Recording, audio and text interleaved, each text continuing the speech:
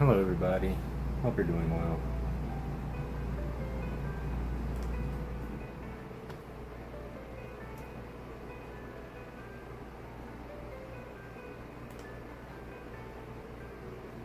Hope you're having a great day.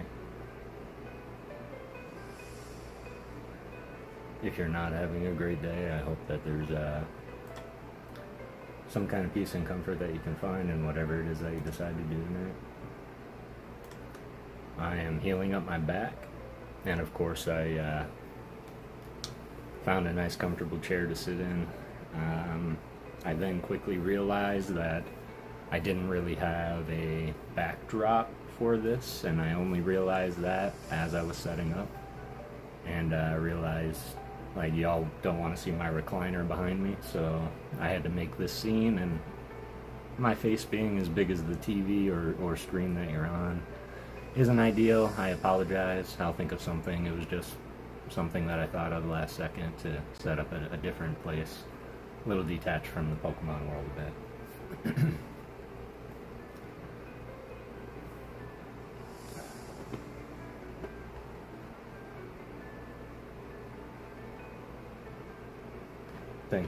Thank you. Appreciate that, Lori. What's up, Boo? I'm a little out of sorts at the moment, but let me get that done. Just hang on, y'all.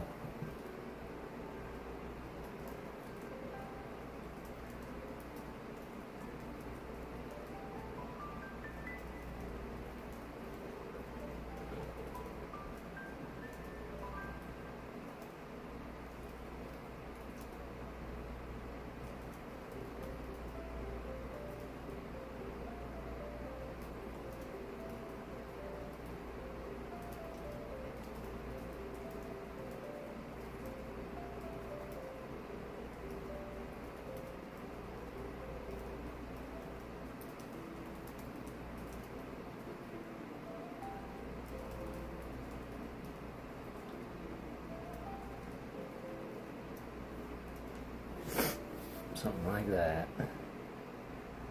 Just wanted to go ahead and be clear.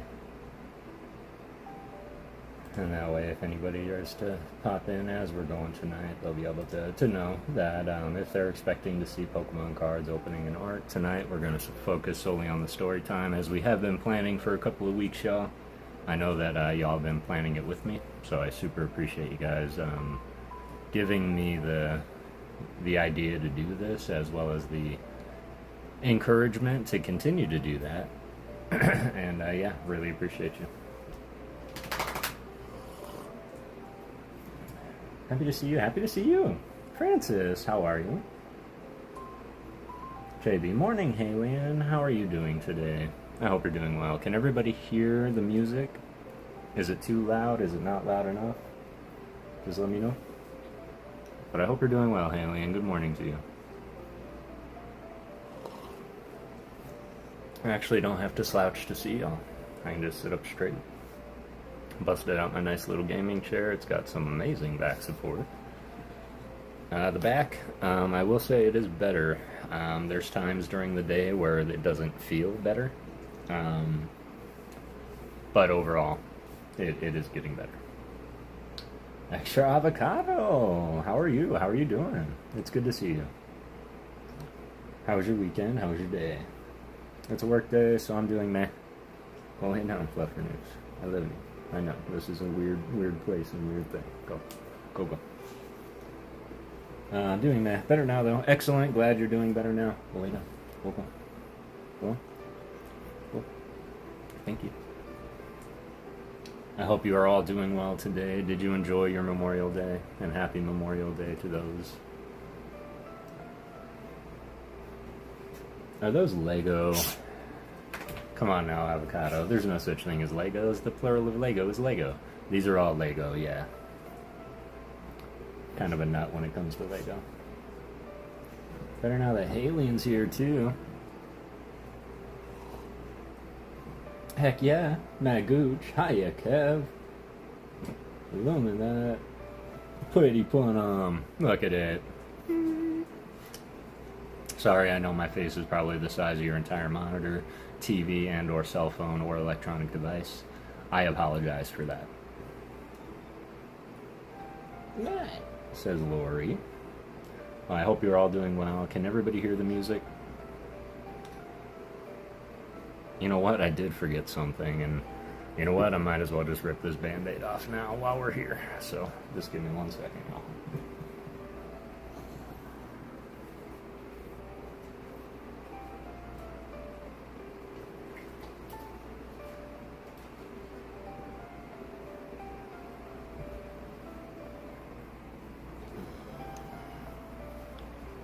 There we go. This is on a very dinky table, so if you guys start shaking a little bit, that's the why. I'll try not to touch it. But yeah, super appreciate you. Oh, I can't see the chat for that, so.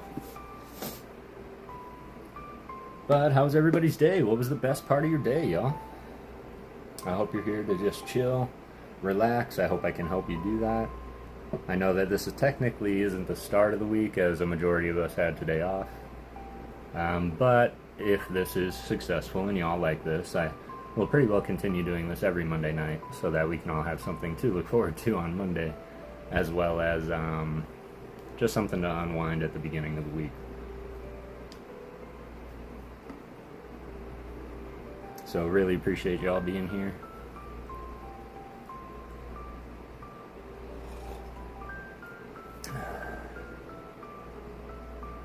Never a good day. No, I can't imagine so, Matt. Never a good day indeed, and I hope that whatever it is that we did today, that was peaceful. Spend most of it trying not to think about it. Yeah, that's a good way to think about it. Is by not indeed, so we won't. Any adventures,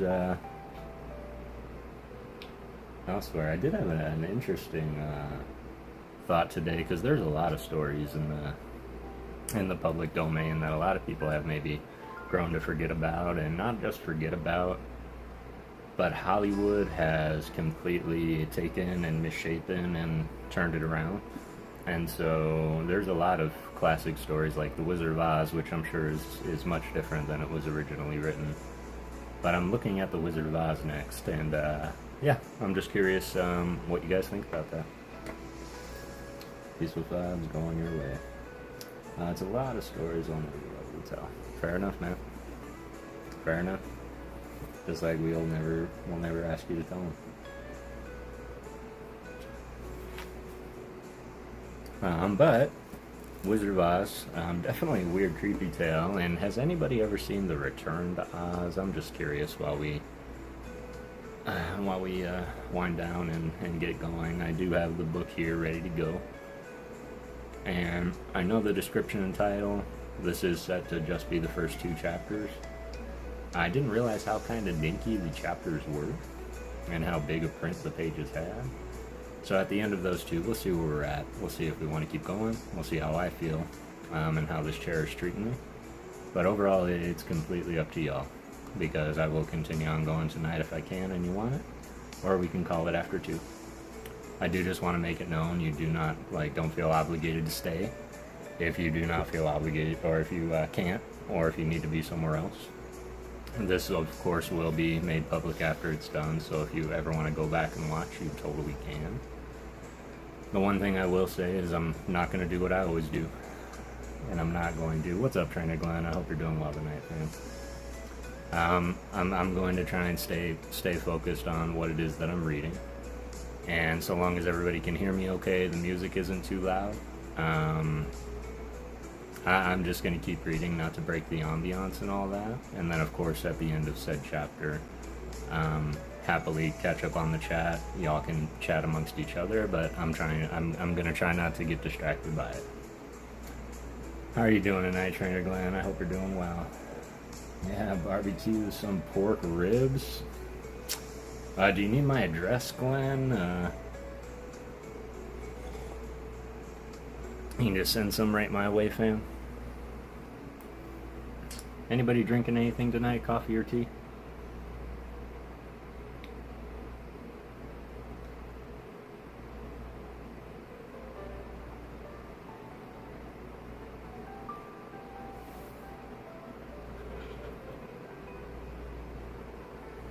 As I said that, my coffee pot got angry and hissed.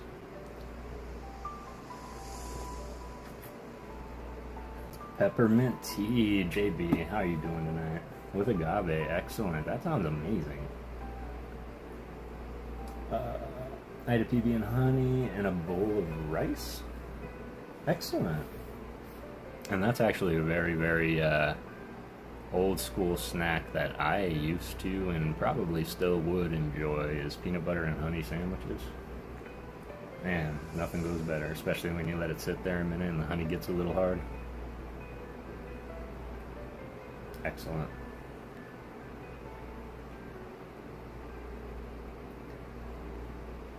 Excellent, excellent. Well, I have about 5 here. There's 2 here that I know want to be here, and so I'm just going to give it one more second here, but we're going to jump into it. We are going to start with one of my favorite tales by one of my favorite authors, because he has such a way with words, and very much like some of our beloved poets of the past, like Shakespeare. They've just totally have their own little language that they've created throughout, and it's really fun. What's up, Antaje? I hope you're doing well. It's good to see you, fam. Glenn, hiya, says Lori.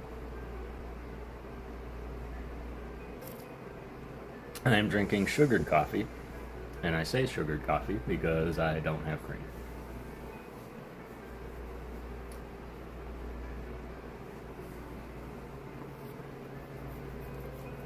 So I do apologize now if, as I'm going, it doesn't seem as interactive as I normally am. It's only because, well, I'm simply reading, and I am going to be reading from an actual book. Go lay down, baby. Go on. And so I might turn to the side and get comfy here. It's really good to see you guys.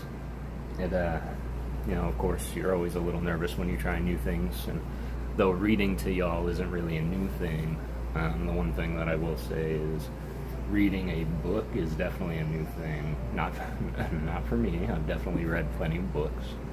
But when it comes to reading out loud and narrating, it is definitely kind of takes you back to like school time, where it's like people reading through the class, so you kind of count the kids out, you read the sections, you kind of predict which section is yours so you can practice before it gets to you. Anybody else? Because that was me. But of course, I've read aplenty. I'm going to make sure my eyes are in tune. I got my light right behind me to make it nice and easy. And yeah, we'll go from there. But again, I really appreciate you guys being here. I appreciate your support in doing this. Missions. Hello, my friend. It's really good to see you. I appreciate you popping by, even just to say hi. My back is feeling a little bit better. There are those times, positions, and motions that I do that's just like totally almost drops me. So those little moments scare me. It's a little hard to get out of the chair sometimes, depending. But I do have a nice chair right now, right here. I did set it up in the living room. So right now, it is feeling quite nice, actually. And I'm just hoping to see that progress tomorrow. I always got introduced and just started reading it myself, then got in trouble. And that was my... That's funny. Don't forget to happy tap the like button. I appreciate that, boo. Yes, everybody, if you could, just go ahead and smack the like. And as we get going, of course, and then afterwards, feedback is always welcome. There's no such thing as terrible feedback, so if anybody has any feedback about the stream, or if it's something y'all want to keep doing, y'all just have to let me know. So we will go ahead and we'll start at about the 15 mark. So we'll go to about 20 more as I get the book up, get everything sorted, sip my coffee before it turns into iced coffee, as it often does, and show you all this amazing book that I received some years ago. This is actually Alice's Adventures in Wonderland, as well as Through the Looking Glass, which are 2 separate books. I will say that the Disney adaptation, although one of my favorites, kind of took the 2 sides and meshed them together, and so, or meshed the 2 books together, so they are 2 separate stories. There are stories that aren't in the novel, so if you have never read this book, or in the movie, if you have never read the book, I look forward to sharing that with you, but just know that there might be some things in here you're like, I don't remember that in the Disney movie. There's a reason for that. And there are some brilliant animated pictures in here as well. And so, of course, me being the art lover, I will make sure to share the book. Maybe not too much, as somebody might own the book, but I've had this book for as long as I can remember, and I used to read it to my son when he was little, as well as his mother when she was pregnant with him, if I remember correctly.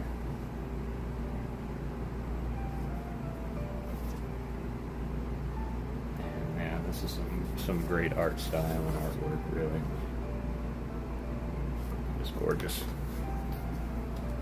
Alright, hoping everything stays connected.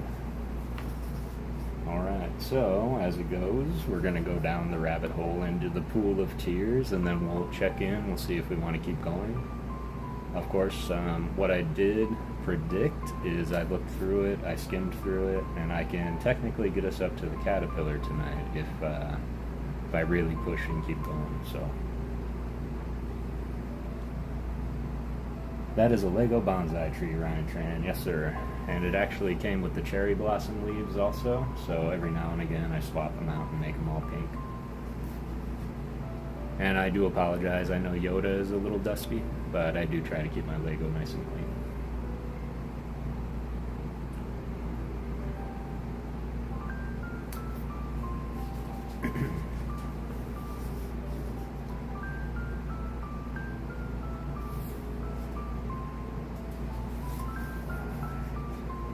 See if any of this here is important.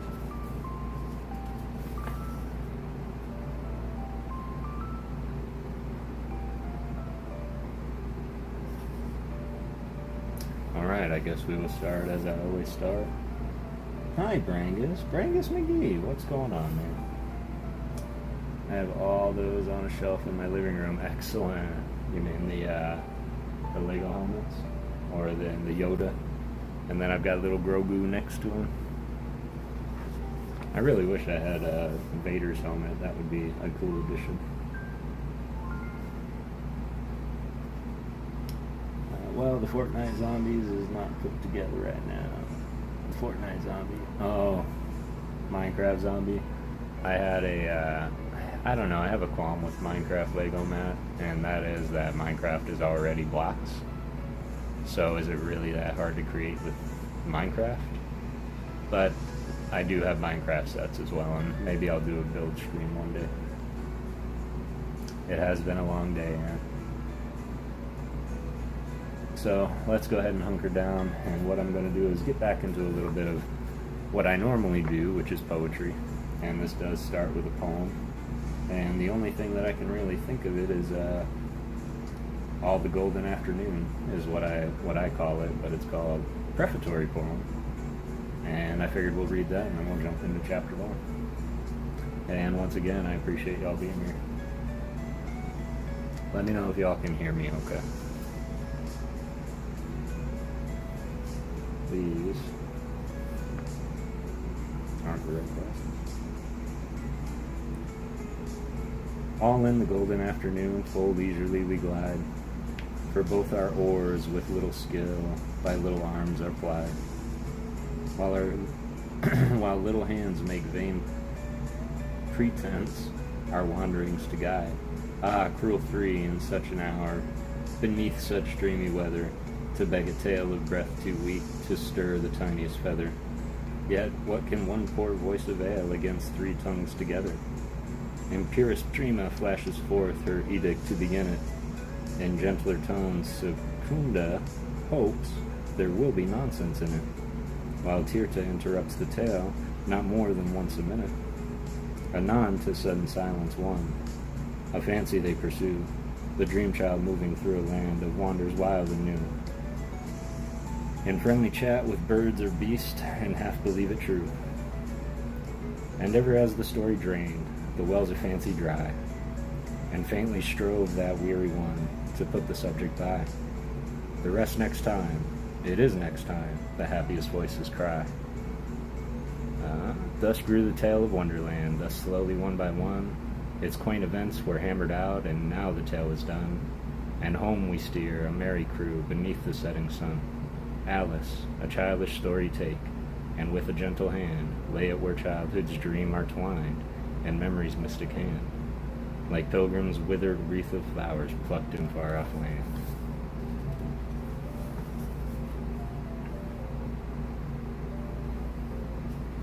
Jesse! And there's been a long day. Oh, I'm so sorry, Alien. I was in ALB stream, lost track of time. No worries at all. I was in ALB stream too. I hope it was fun for you. We were actually just getting started. I was just about to say chapter 1, so you really made it just in time. And I hope that everybody can hear me okay. I just realized if I'm looking down, it's not going this way, so I'm going to try my best to talk that way. Or just talk louder, so just let me know. But we're about to go down the rabbit hole, and it's really good to see you, Jesse. Yay! Alright, iced coffee, I forgot.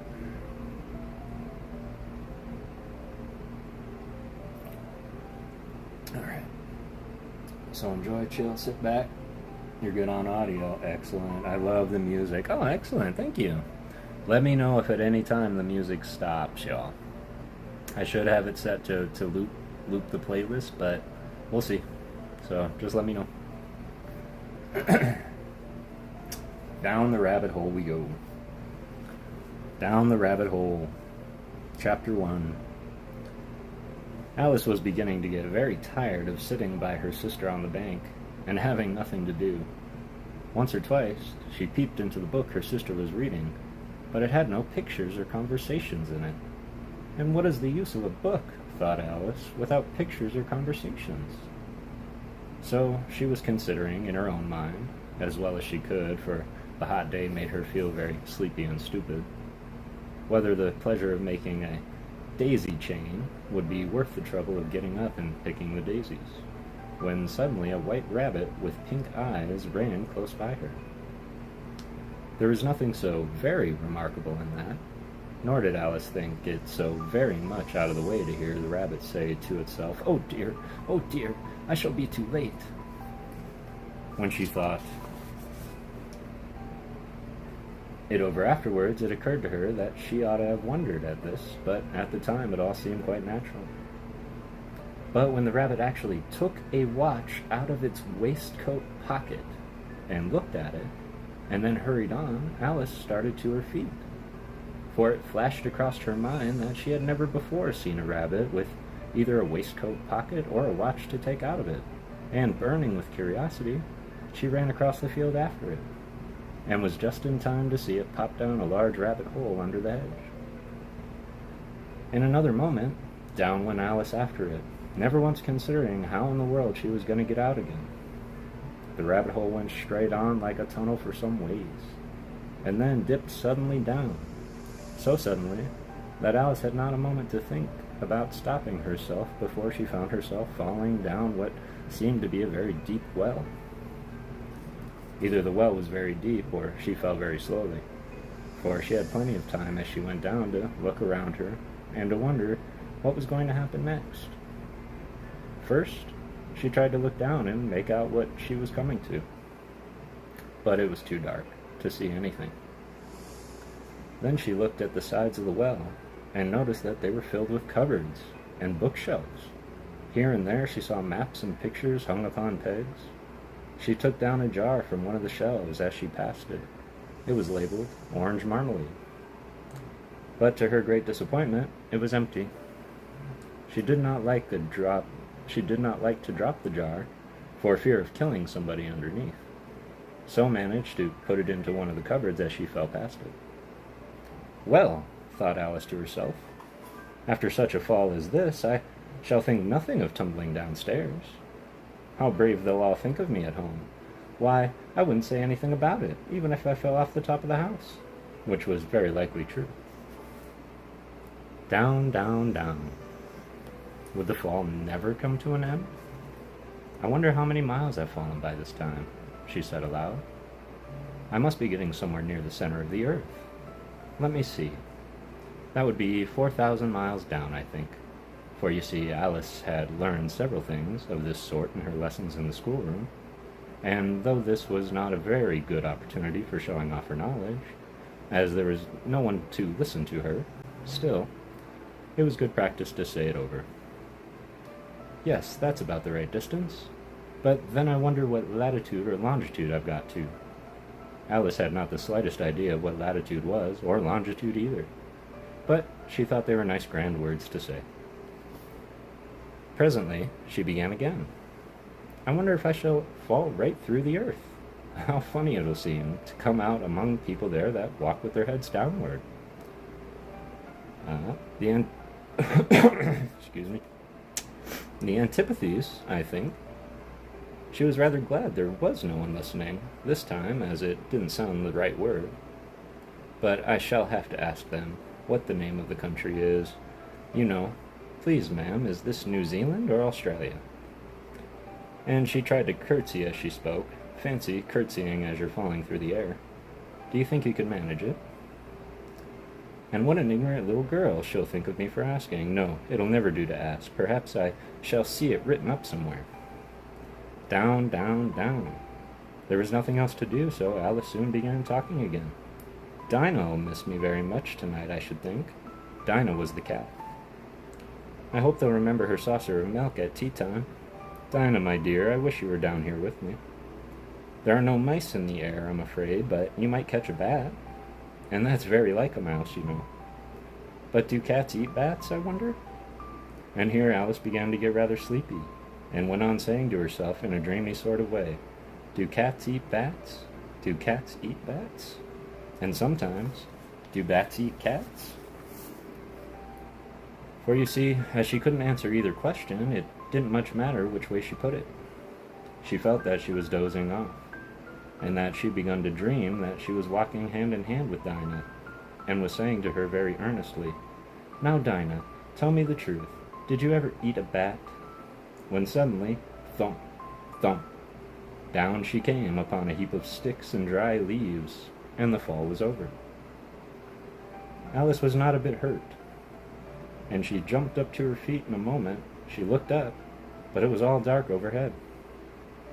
Before her another long passage, and the white rabbit was still in sight, hurrying down it. There was not a moment to be lost. Away went Alice like the wind, and was just in time to hear it say as it turned the corner, Oh, my ears and whiskers, how late it's getting! She was close behind it when she turned the corner, but the rabbit was no longer to be seen.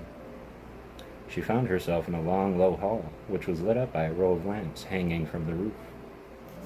There were doors all around the hall, but they were all locked, and when Alice had been all the way down one side and up the other, trying every door, she walked sadly down the middle, wondering how she was ever to get out again.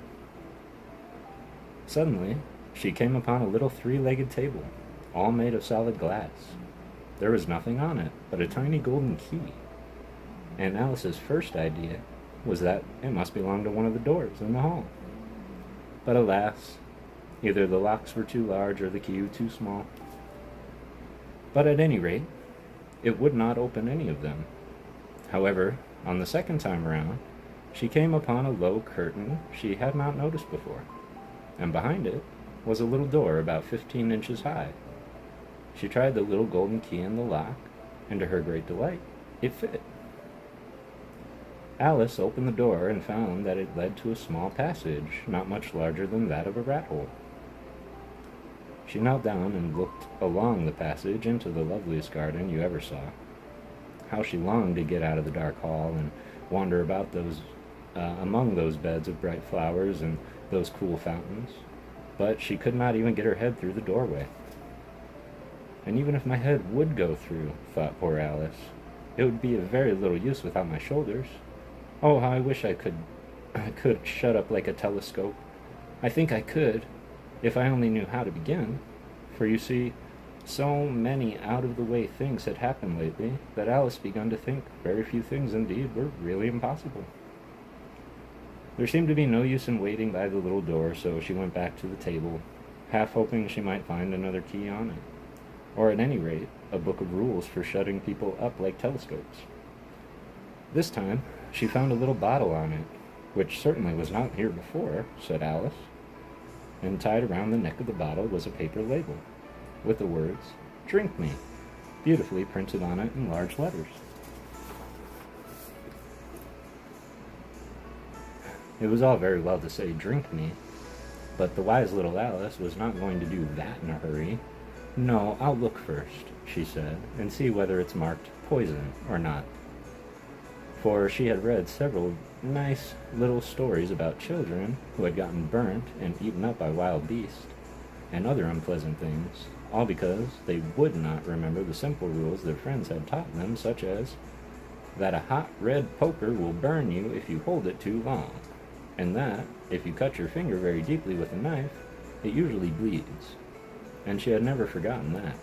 If you drink much from a bottle marked poison, it is almost certain to disagree with you sooner or later.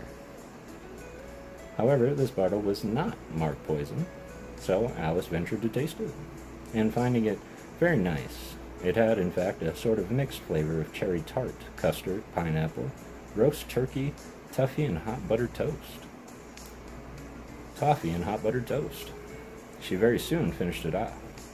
"What a curious feeling," said Alice. "I must be shutting up like a telescope." And so it was indeed. She was now only 10 inches high, and her face brightened up at the thought that she was now the right size for going through the little door of that lovely garden. First, however, she waited a few minutes to see if she was going to shrink any further. She felt a little nervous about this. "For it might end, you know," said Alice to herself, "in my going out altogether, like a candle. I wonder what I should look like then." And she tried to fancy what the flame of a candle looks like after the candle is blown out. For she could not remember after having seen such a thing. She could not remember ever having seen such a thing. After a while, finding that nothing more happened, she decided on going into the garden at once. But, alas for poor Alice, when she got to the door, she found she had forgotten the little golden key, and when she went back to the table for it, she found she could not possibly reach it. She could see it quite plainly through the glass, and she tried her best to climb up one of the legs of the table, but it was too slippery, and when she tired herself out with trying, the poor little thing sat down and cried. "Come, there's no use in crying like that," said Alice to herself rather sharply. "I advise you to leave off this minute." She generally gave herself very good advice, though she very seldom followed it, and sometimes she scolded herself so severely as to bring tears into her eyes.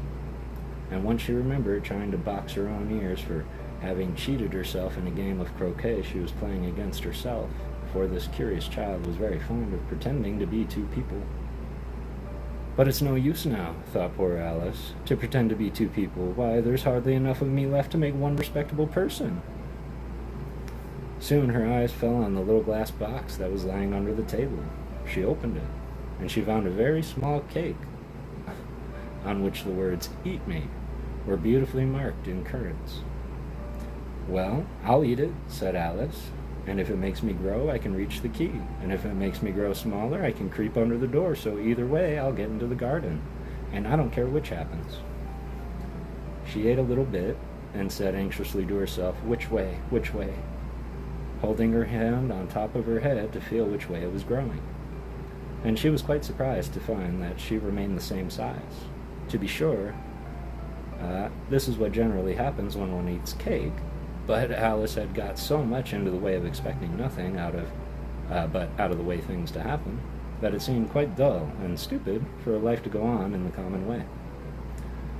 So she set to work, and very soon finished off the cake.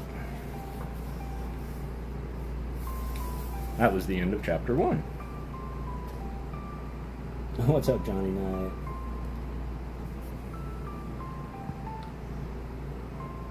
Good on audio. No tea.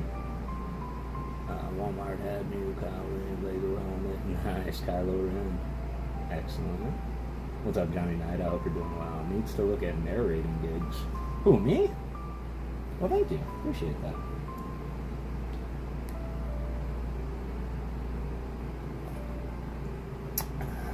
So down the rabbit hole we went, and into a pool of tears we go.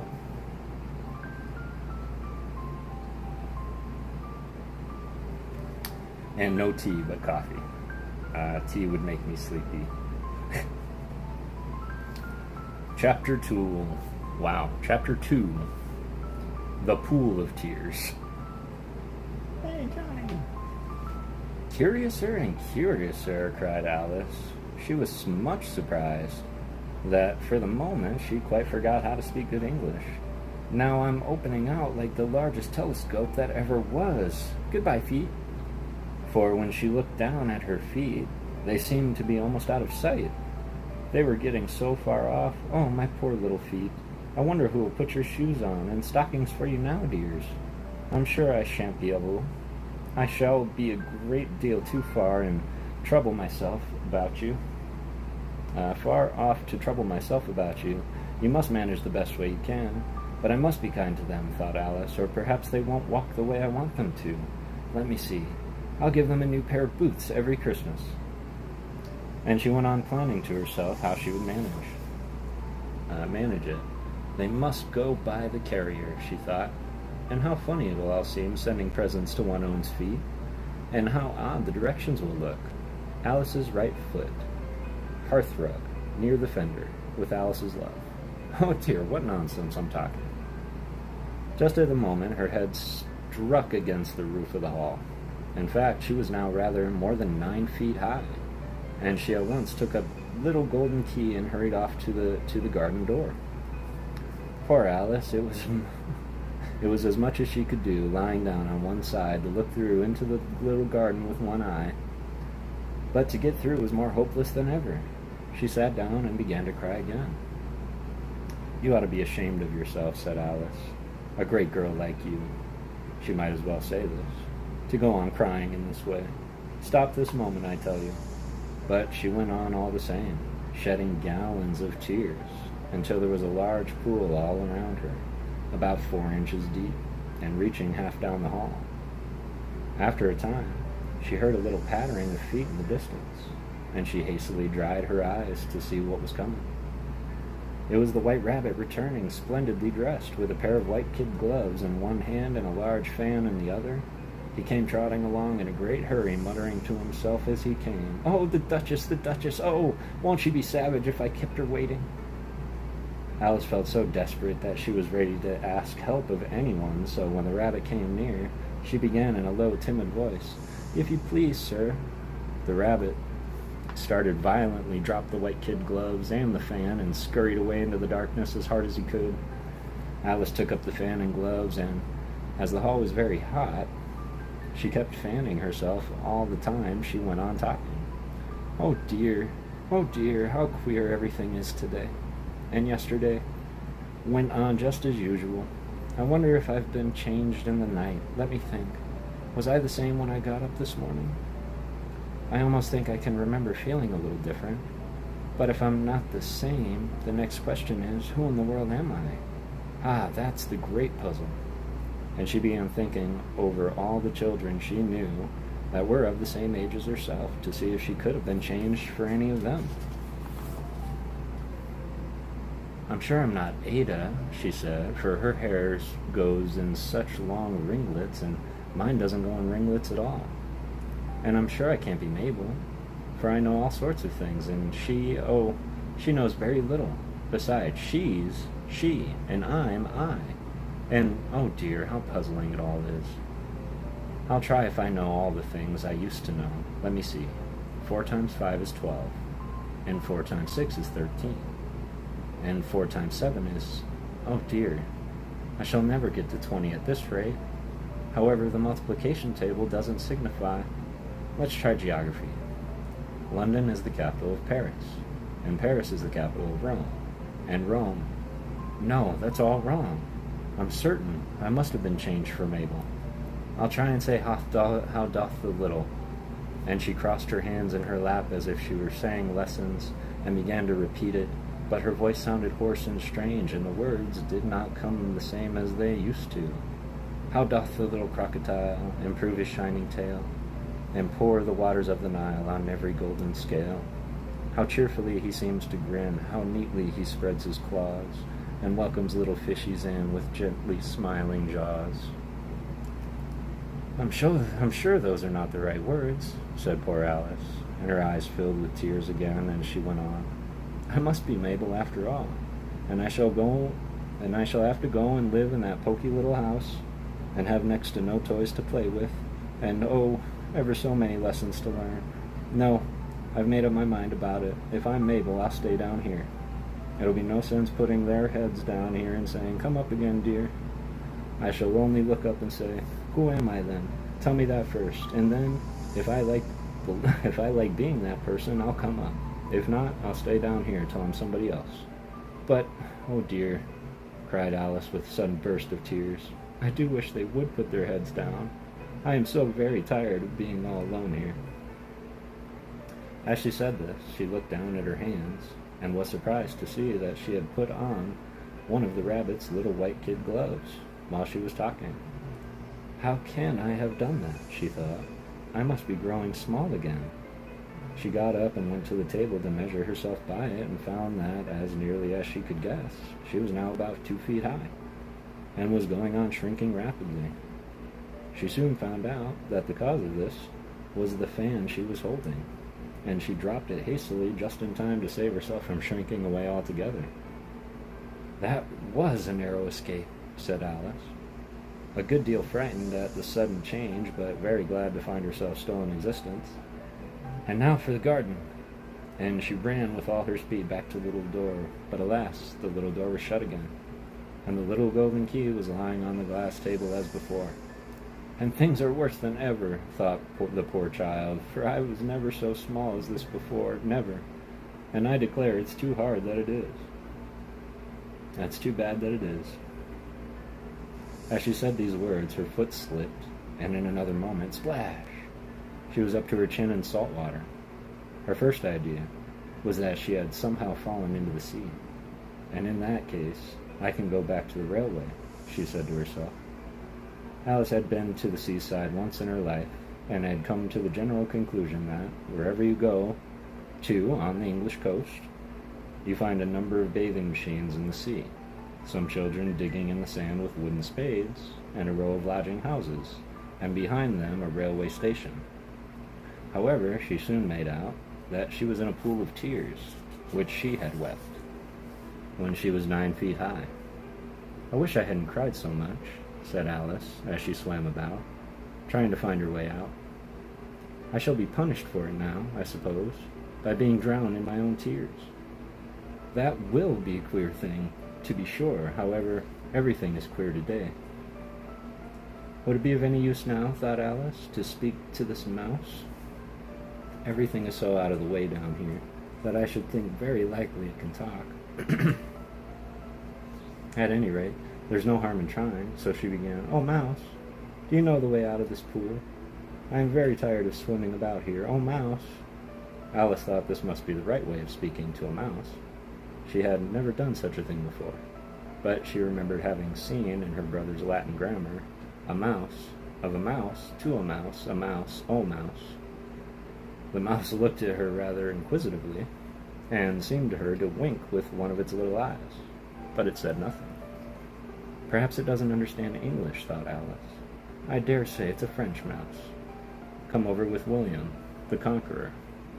For, with all her knowledge of history, Alice had no very clear notion of how long ago anything had happened. So she began again. Oui, ma chérie, which was the first sentence in her French lesson book. The mouse gave a sudden leap out of the water, and seemed to quiver all over with fright. Oh, I beg your pardon, cried Alice hastily, afraid she might have hurt the poor animal's feelings. I quite forgot you didn't like cats. Not like cats, cried the mouse, with a shrill, passionate voice. Would you like cats if you were me? Well, perhaps not, said Alice in a soothing tone. Don't be angry about it. And yet I wish I could show you our cat Dinah. I think you'd take a fancy to cats if you could only see her. She is such a dear, quiet thing, Alice went on, half to herself as she swam lazily about in the pool. And she sits purring so nicely by the fire, licking her paws and washing her face. And she is such a nice, soft thing to nurse. And she is such a capital one for catching mice. Oh, I beg your pardon, cried Alice again, for this time the mouse was bristling all over, and she felt certain it must be really offended. We won't talk about her any more if you'd rather not. We, indeed, cried the mouse, who was trembling down to the end of its tail. As if I would talk on such a subject. Our family always hated cats, nasty, low, vulgar things. Don't let me hear that name again. I won't indeed, said Alice, in a great hurry to change the subject of conversation. Are you fond of dogs? The mouse did not answer, so Alice went on eagerly. There is such a nice little dog near our house. I should like to show you. A little bright-eyed terrier, you know, with, such a curly brown hair. And it'll fetch things when you throw them, and it'll sit up and beg for its dinner, and all sorts of things. I can't remember half of them. But it belongs to a farmer, you know? And he says it's so useful. It's worth 100 pounds. He says it kills all the rats, and oh dear, cried Alice in a sorrowful tone, I'm afraid I've offended it again. For the mouse was swimming away from her as hard as it could go, and making quite a commotion in the pool as it went. So she called softly after it, Mouse, dear, do come back, and we won't talk about cats or dogs either, if you don't like them. When the mouse heard this, it turned around and swam slowly back to her, its face now quite pale, with passion, Alice thought, and it said in a low, trembling voice, Let us get to the shore, and then I'll tell you my history, and you'll understand why it is I hate cats and dogs. It was high time to go, for the pool was getting quite crowded with the birds and animals that had all fallen into it. There was a duck and a dodo, a lory and an eaglet, and several other curious creatures.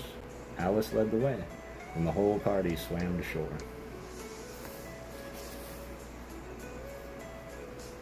Whew. My favorite classic story is the one that made me start really asking questions. What's up, everybody? I see 8 people in here watching, and I hope you all are enjoying it thus far. How's everyone's weekend? Anything new? Kind of exciting? What's up? How's Johnny?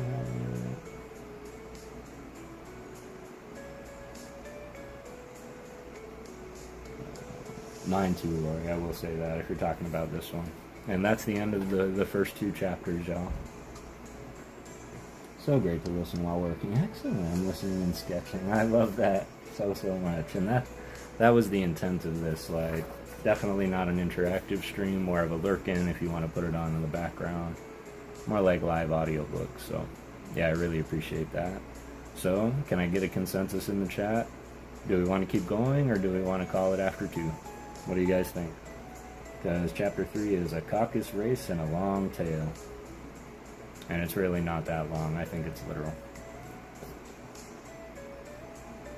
Waiting for a new video to export. No worries.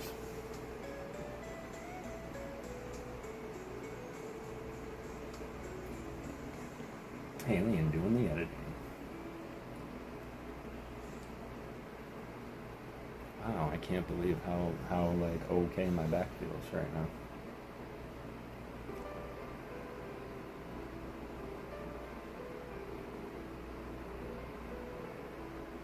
I'm good if you want to keep going, keep going. I'd like to keep going, says Beringus. Okay, I'll keep going.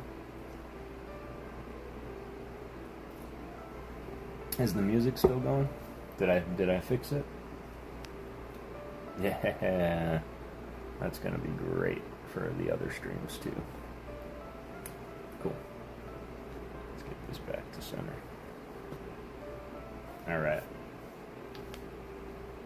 Music is on. Sweet. Appreciate you guys being here, of course, and enjoying the story.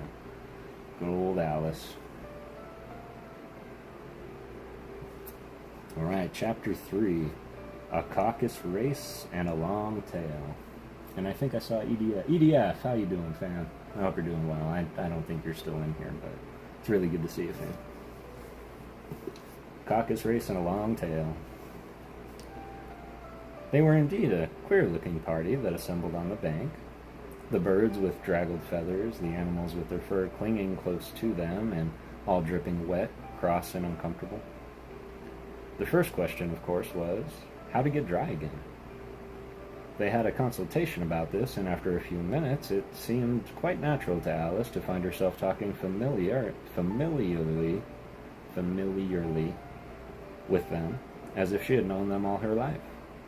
Indeed, she had quite a long argument with the Lorry, who at last turned sulky and would only say, "I'm older than you, and must know better." And this Alice would not allow it. Without knowing how old it was, and as the Lorry positively refused to tell its age, there's no more to be said.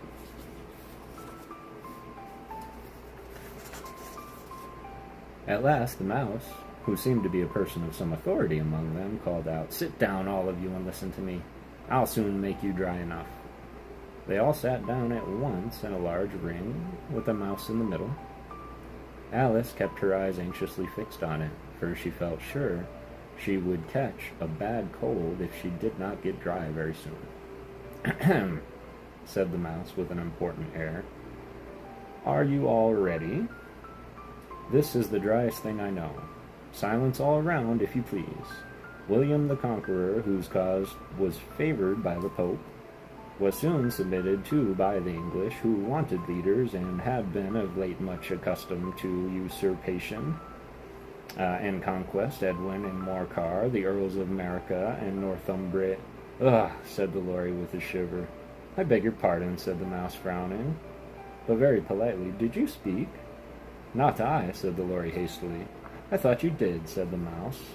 "I proceed. Edwin and Morcar, the Earls of America and Northumbria, declared for him, and the Stiglin and Patriarch Archbishop of Canterbury found inadvisable—" "Found what?" said the duck. "Found it," the mouse replied with rather crossly. "Of course you know what it means." "I know what it means well enough. When I find a thing," said the duck, "it's generally a frog or a worm. The question is, what did the Archbishop find?" The mouse did not notice this question, but hurriedly went on.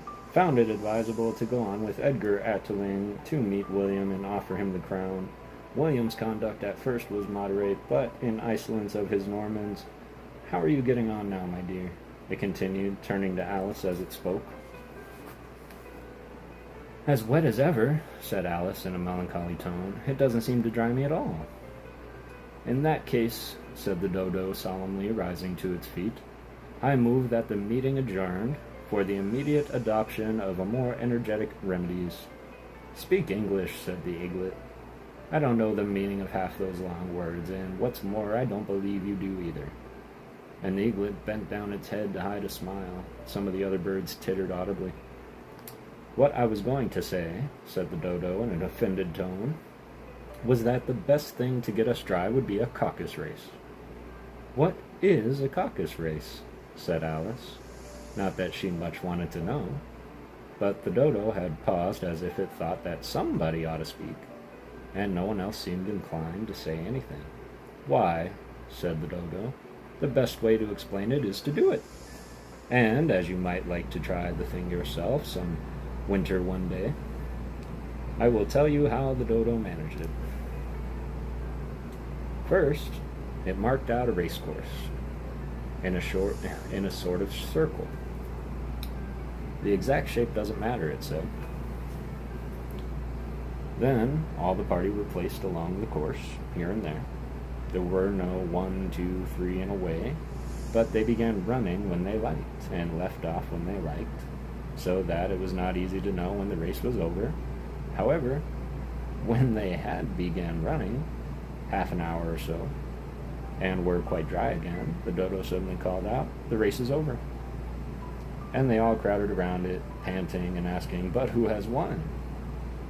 This question the dodo could not answer without a great deal of thought, and it stood up for a long time with one finger pressed upon its forehead, the position in which you usually see Shakespeare in the pictures of him, while the rest waited in silence.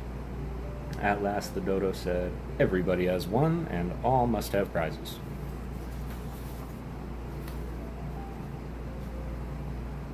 "But who is to give the prizes?" quite a chorus of voices asked. "Why, she, of course," said the dodo, pointing to Alice with one finger. and the whole party at once crowded around her, calling out in a confused way, "Prizes! Prizes!" Alice had no idea what to do, and in despair, she put her hands in her pockets and pulled out a box of comfits. Luckily, the salt water had not gotten to it, and handed them around as prizes. But there was exactly one piece all around. "But she must have prize herself, you know," said the mouse. "Of course," the dodo replied very gravely. "What else have you got in your pocket?" It went on, turning to Alice. "Only a thimble," said Alice sadly. "Hand it over here," said the dodo. Then they all crowded around her once more, while the dodo solemnly presenced the thimble, saying, "We beg your acceptance of this elegant thimble." And when it had finished its short speech, they all cheered.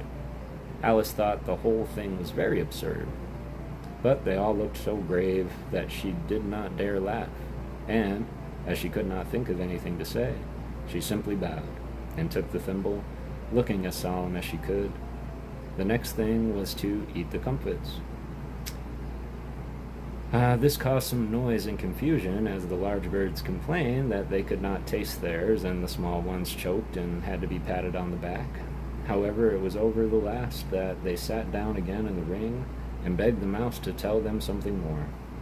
"You promised to tell me your history, you know," said Alice, "and why it is you hate C and D," she added in a whisper, half afraid that this would offend it again. "Mine is a long and sad tale," said the mouse, turning to Alice and sighing. "It is a long tale, certainly," said Alice, looking down with wonder at the mouse's tail. "But why do you call it sad?" And she kept on puzzling about it while the mouse was speaking, so that her idea of the tale was something like this.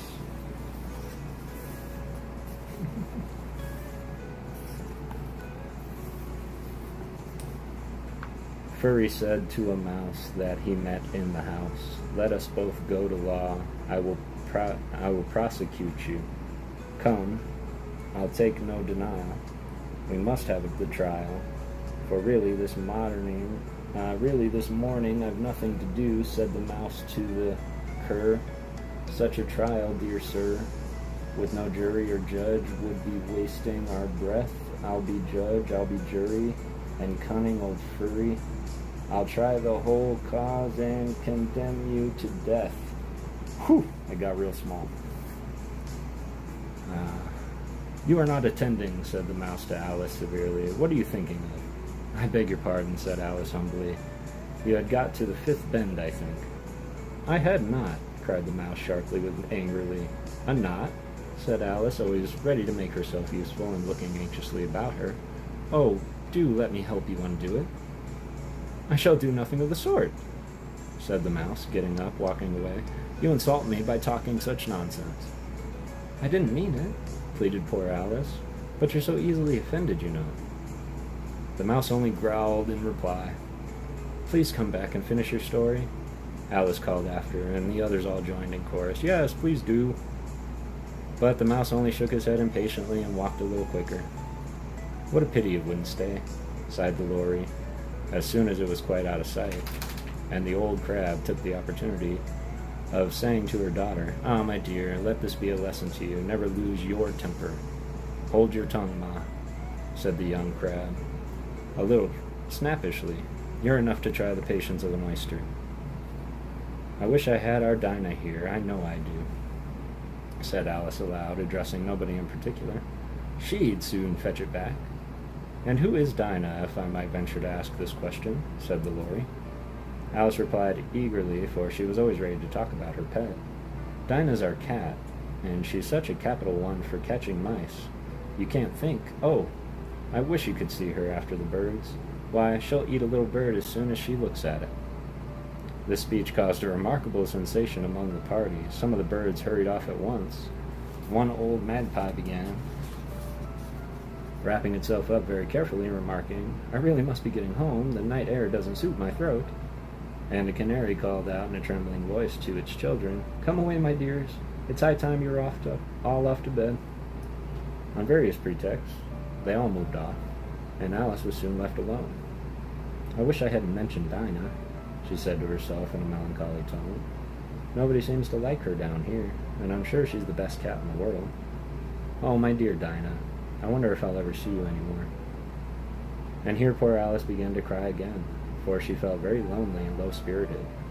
In a little while, however, she again heard a little pattering of footsteps in the distance, and she looked up eagerly, half hoping that the mouse had changed its mind and was coming back to finish the story. Whew, that one was a weird chapter. Dodo bird, indeed. Keep going, says Avocado. Thank y'all. Super appreciate it. That's the end of chapter 3.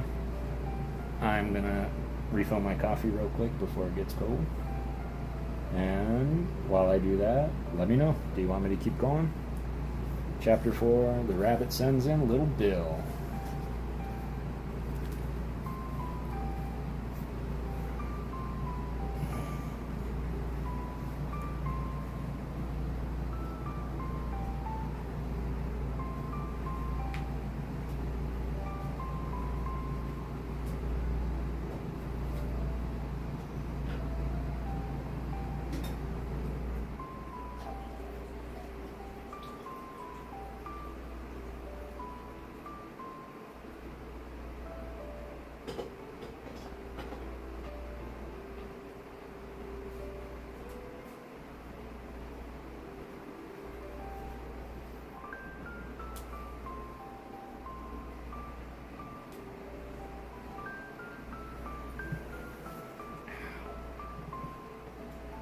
Nine people still here. Appreciate you guys. The dodo bird, he's probably my favorite character out of that whole scene.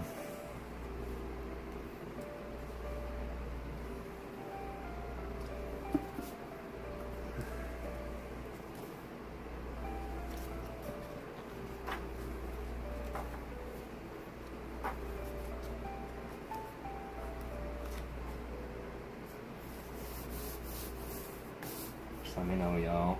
I'm really enjoying doing this, and of course reading the story after so long is always so nice to get reacquainted with the story.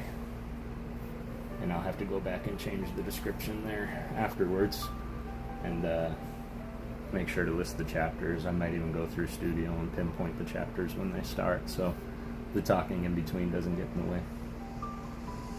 So relaxing. Excellent. I appreciate that, Alien. I really do. And I'm sure there's a lot of that in here. And yeah, I really appreciate you guys being here and even listening in. It's my hope to get to the caterpillar tonight, so let's go ahead and keep on going if y'all are okay with that. And I'm glad that I can be a little relaxing for you. Maybe I should start tagging ASMR in here, just in case. I don't know why it says story time and art hunting with the Pokey Ghost. That was not the title of my short. Or video, but let's go ahead into chapter 4. The rabbit sends in Little Bill. And just a fun fact, outside of many, many funny and iconic scenes in the Disney movie. Hey, what's up, Growing? How you doing, man? This is probably my favorite scene in the movie. Little Bill. Well, you're just in time, Growing, unless you really like the story as a whole, then you might want to go back and start the book from the beginning in this live. But I'm actually reading Alice in Wonderland in this live stream, so not much on the Pokemon side of things in this one. We're gonna get back to that, but yeah, we're gonna just keep on reading. But I really appreciate you popping in, Growing. It's always good to see you, fam. We're just about to start chapter 4. The rabbit sends in Little Bill.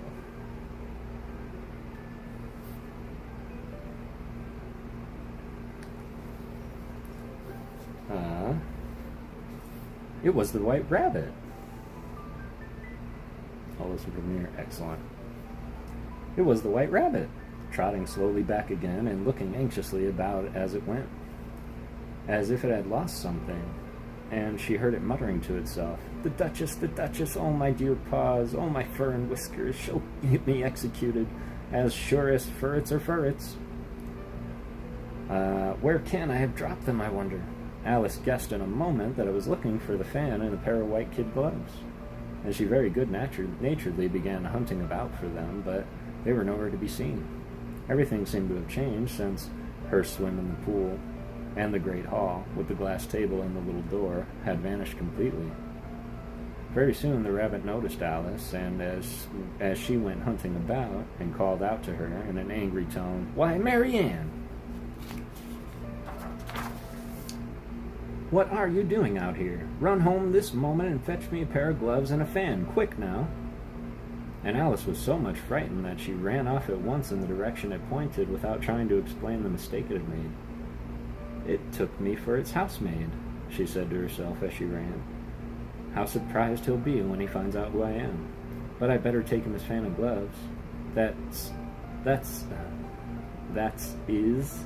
If I can find them." As she said this, she came upon a neat little house, on the door of which the bright brass plate with the name W. Rabbit engraved upon it. She went in without knocking and hurried upstairs, in great fear lest she should meet the real Mary Ann and be turned out of the house before she had found the fan and gloves. "How queer it seems," Alice said to herself, to be going messages for Rabbit. "I suppose Dinah will be sending me on messages next."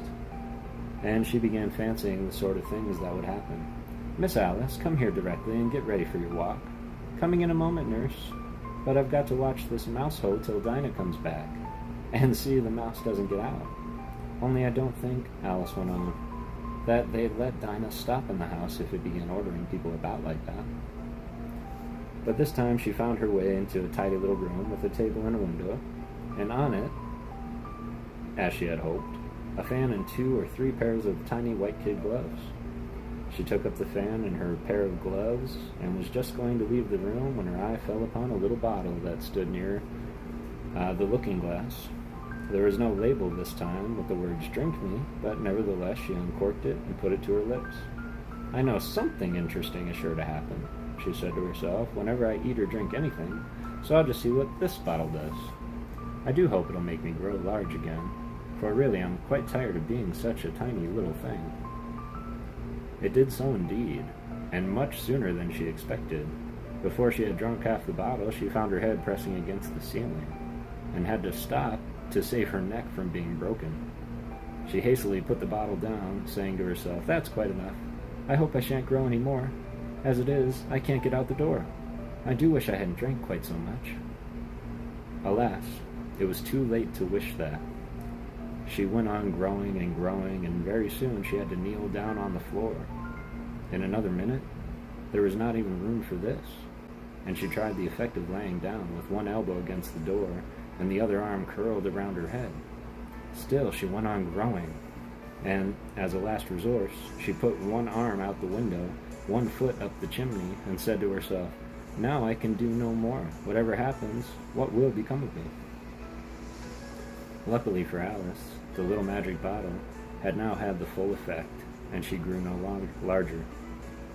Still, it was very uncomfortable, and as there seemed to be no sort of chance of her ever getting out of the room again, no wonder she felt unhappy.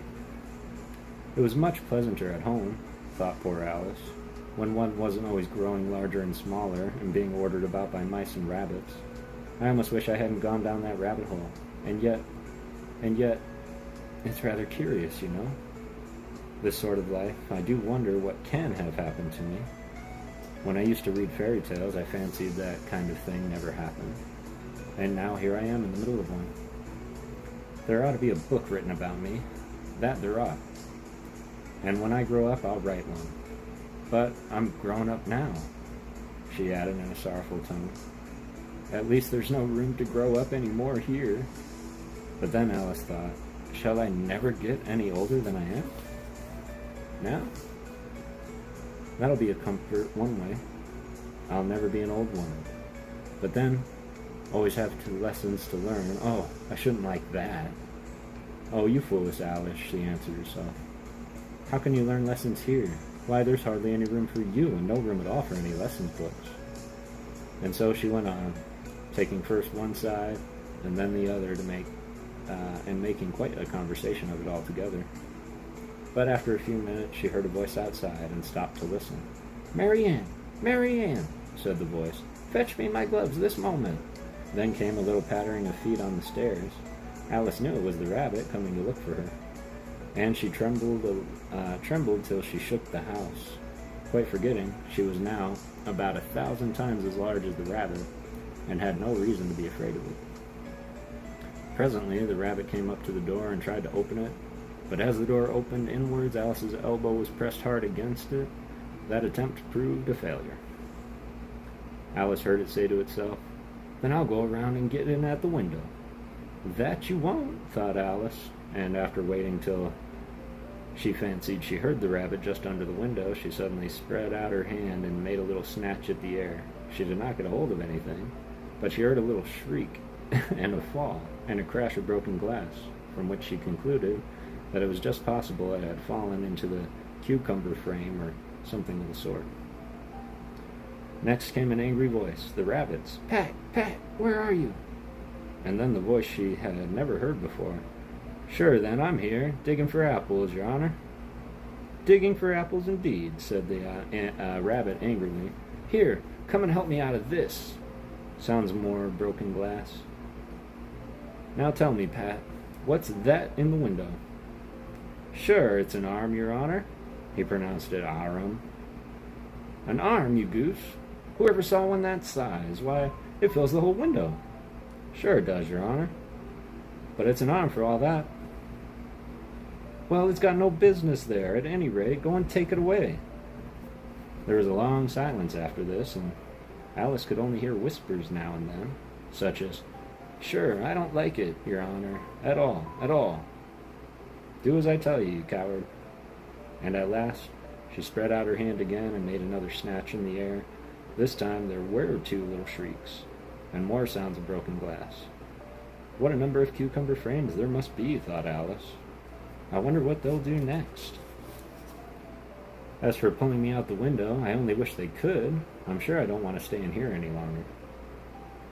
She waited for some time without hearing anything more. At last came a rumbling of little cartwheels, and the sound of a good many voices all talking together. She made out the words, "Where's the other ladder?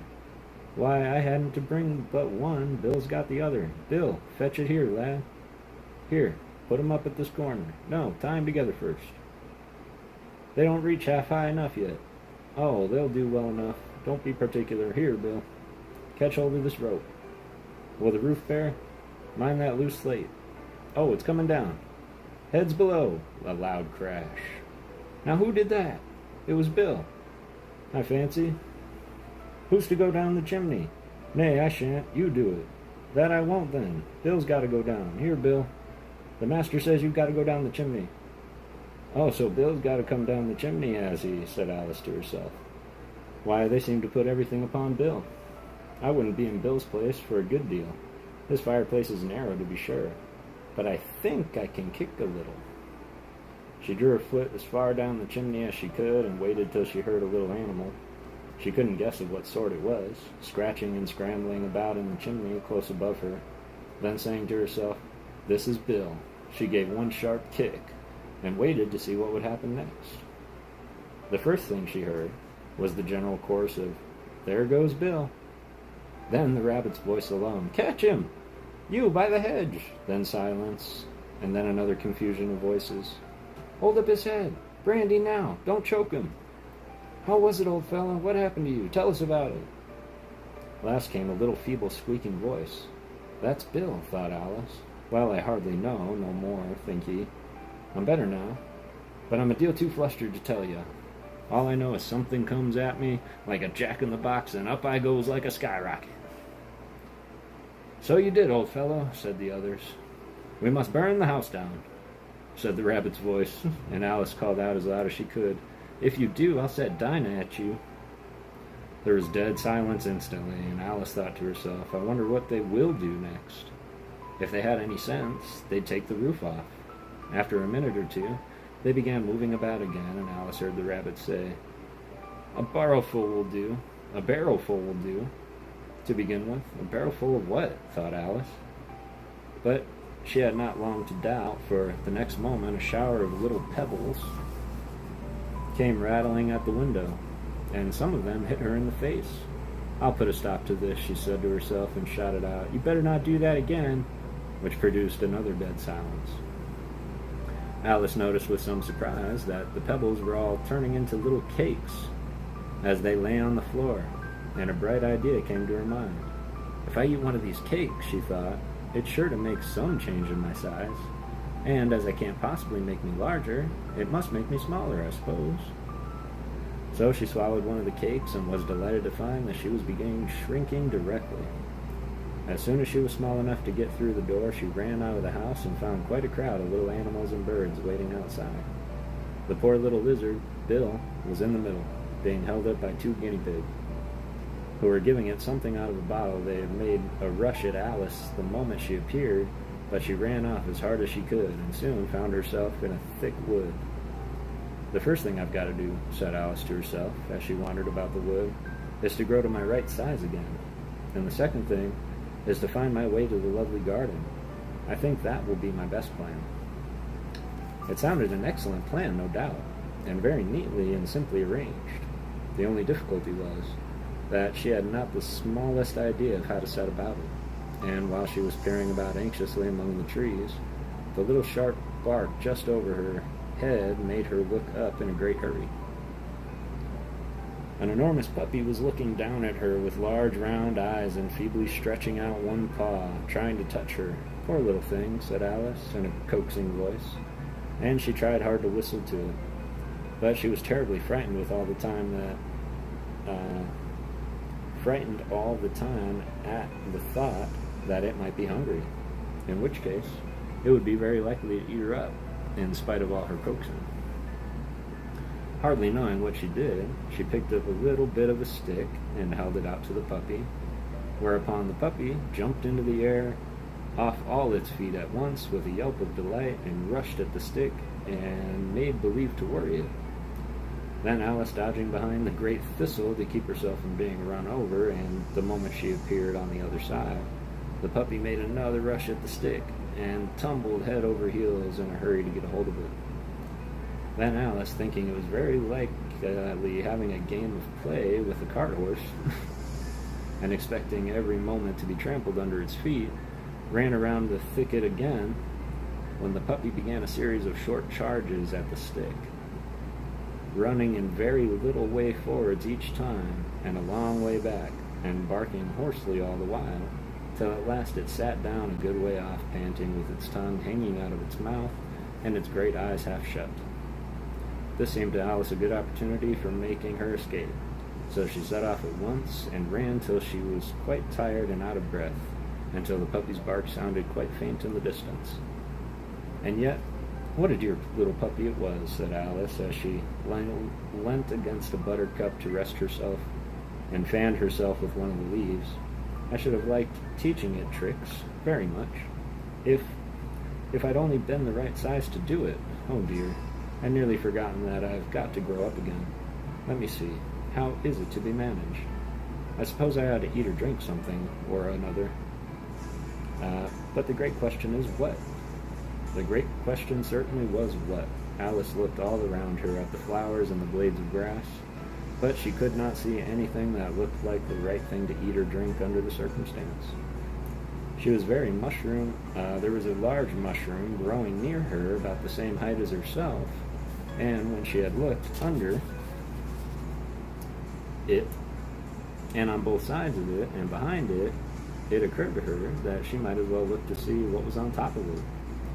She stretched herself up on tippy toes and peeped over the edge of the mushroom, and her eyes immediately met with those of a large blue caterpillar that was sitting on top with his arms folded, quietly smoking a long hookah, and taking not the smallest notice of her or anything else. Chapter 5. Advice from a Caterpillar.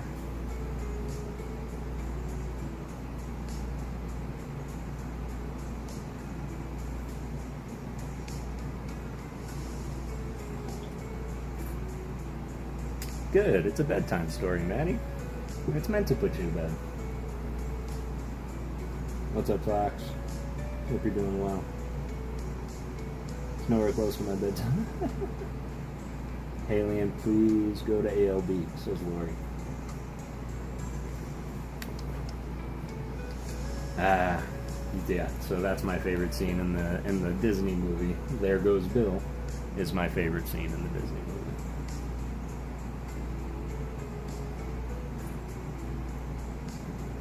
Just real quick. Yeah, no worries.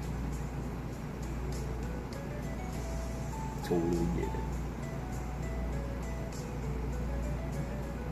Bedtime is at 10. Well, I'll try. I think we're only going to get through one more chapter. Of course, I will take one more poll. If you guys want me to keep going after this next one, just tell me. Didn't much ready to me when I was growing up. So this is, good. I'm glad you enjoyed it. I hope that everybody gets that. And that's one thing I will say happened to me a lot when I was growing up. Between my mother and my father, we were always read to at bedtime. Whether it was my mother making her own stories or my father reading us The Hobbit is a story that he read us when I was just knee-high to a grasshopper. How I love the Lego. Thank you, Maddie. I appreciate you. This is just the tip of the iceberg. My entire house is filled with Lego.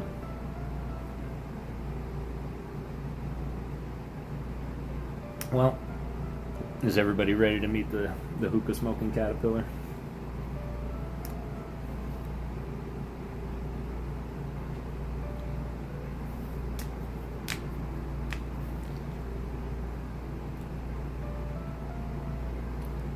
I just built this set 2 days ago. Excellent.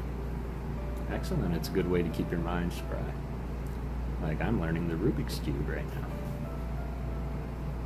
I love Lego Star Wars. Yep. And me too. I would say that the Star Wars probably fills a majority of the collection. Ready? Excellent. Let's rock.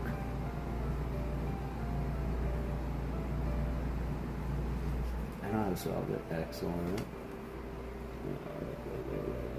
Electric currents. Yeah. I know which one you're talking about.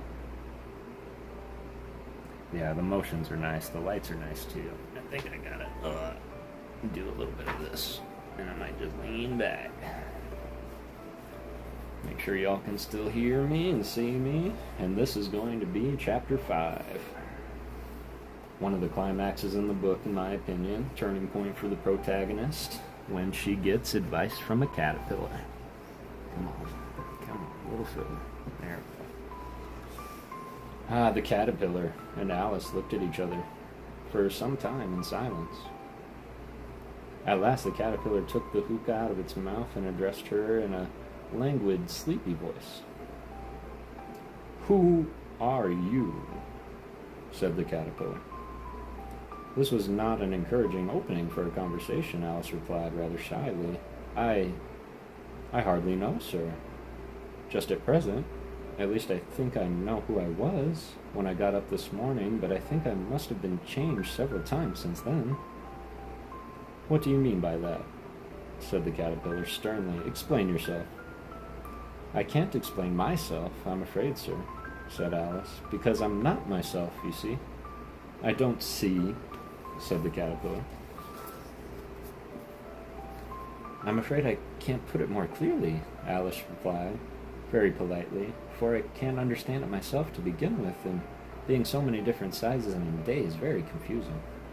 It isn't, said the caterpillar.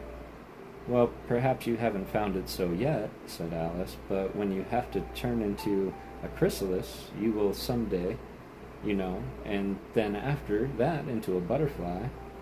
I should think you'll know, and feel a little queer, won't you?